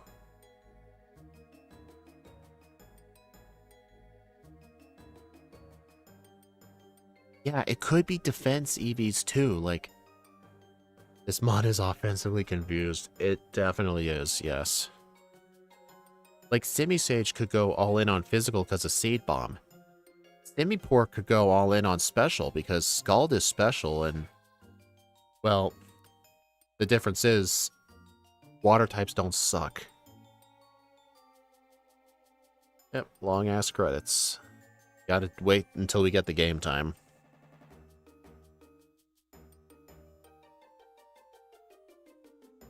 Oh my god.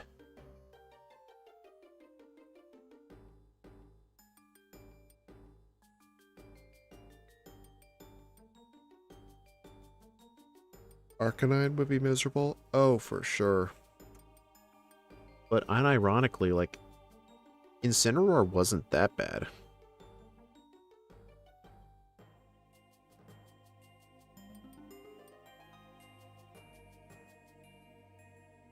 If you're wondering why that BL is in the bottom right, that's my live split. It's covering part of the stats.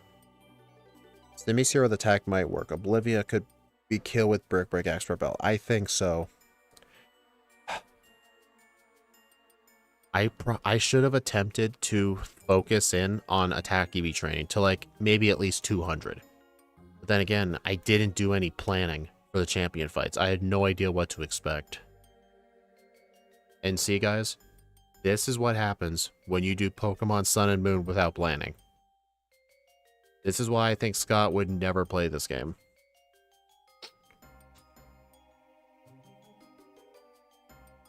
Yeah, John, I did use Resto Chesto for Olivia. She was hard because I needed a Rock Blast miss from the Boldore. It was the only way to win. Unless you could have thought of a better way to win, but because of the Sturdies, I just couldn't. Theoretically, defense EVs could have made a difference by letting me survive an additional Rock Blast to increase my chances of winning, but I just don't know. Okay, I better put this on.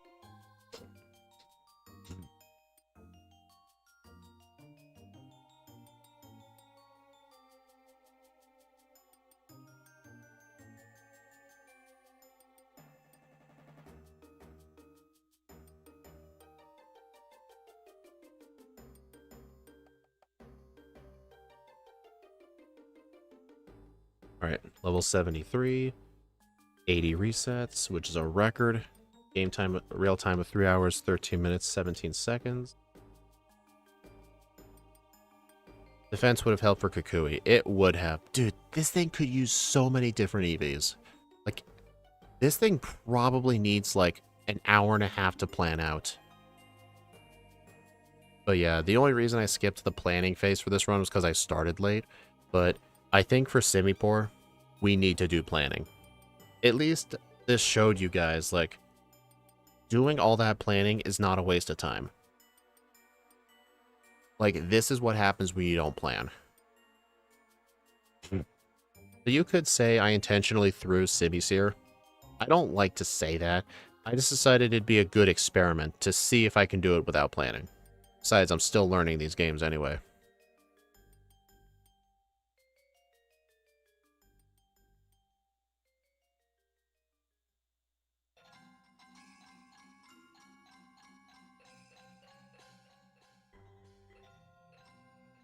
Yeah, that's the thing also. Simisear would be awful anyway. It's kind of like Decidueye. But still, though, I think with planning, yes, I would get resets, but I would know where to put my energy into.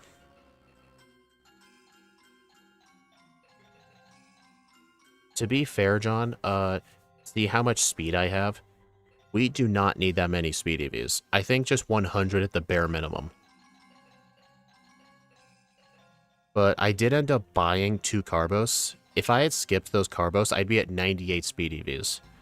So I think intentionally training on Zubats for just a tiny bit would help.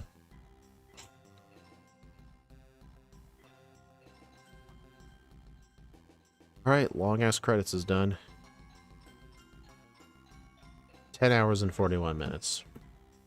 John, 100 speed isn't as easy as you think. If you skip all Zubat training and don't buy any Carbos, you don't often make it to 100. I found that out with Simisage. Oh, that's true, N1. All of that extra speed we had was needed for Hapu. Otherwise, we would have needed more levels. True. Anyway. If we take a look at the leaderboard here. And Simisear got 8th place overall. It did far worse than Simisage did. I think even with proper planning, a lot of the resets, like at Olivia, Kukui, the first Olivia fight, and Nanu.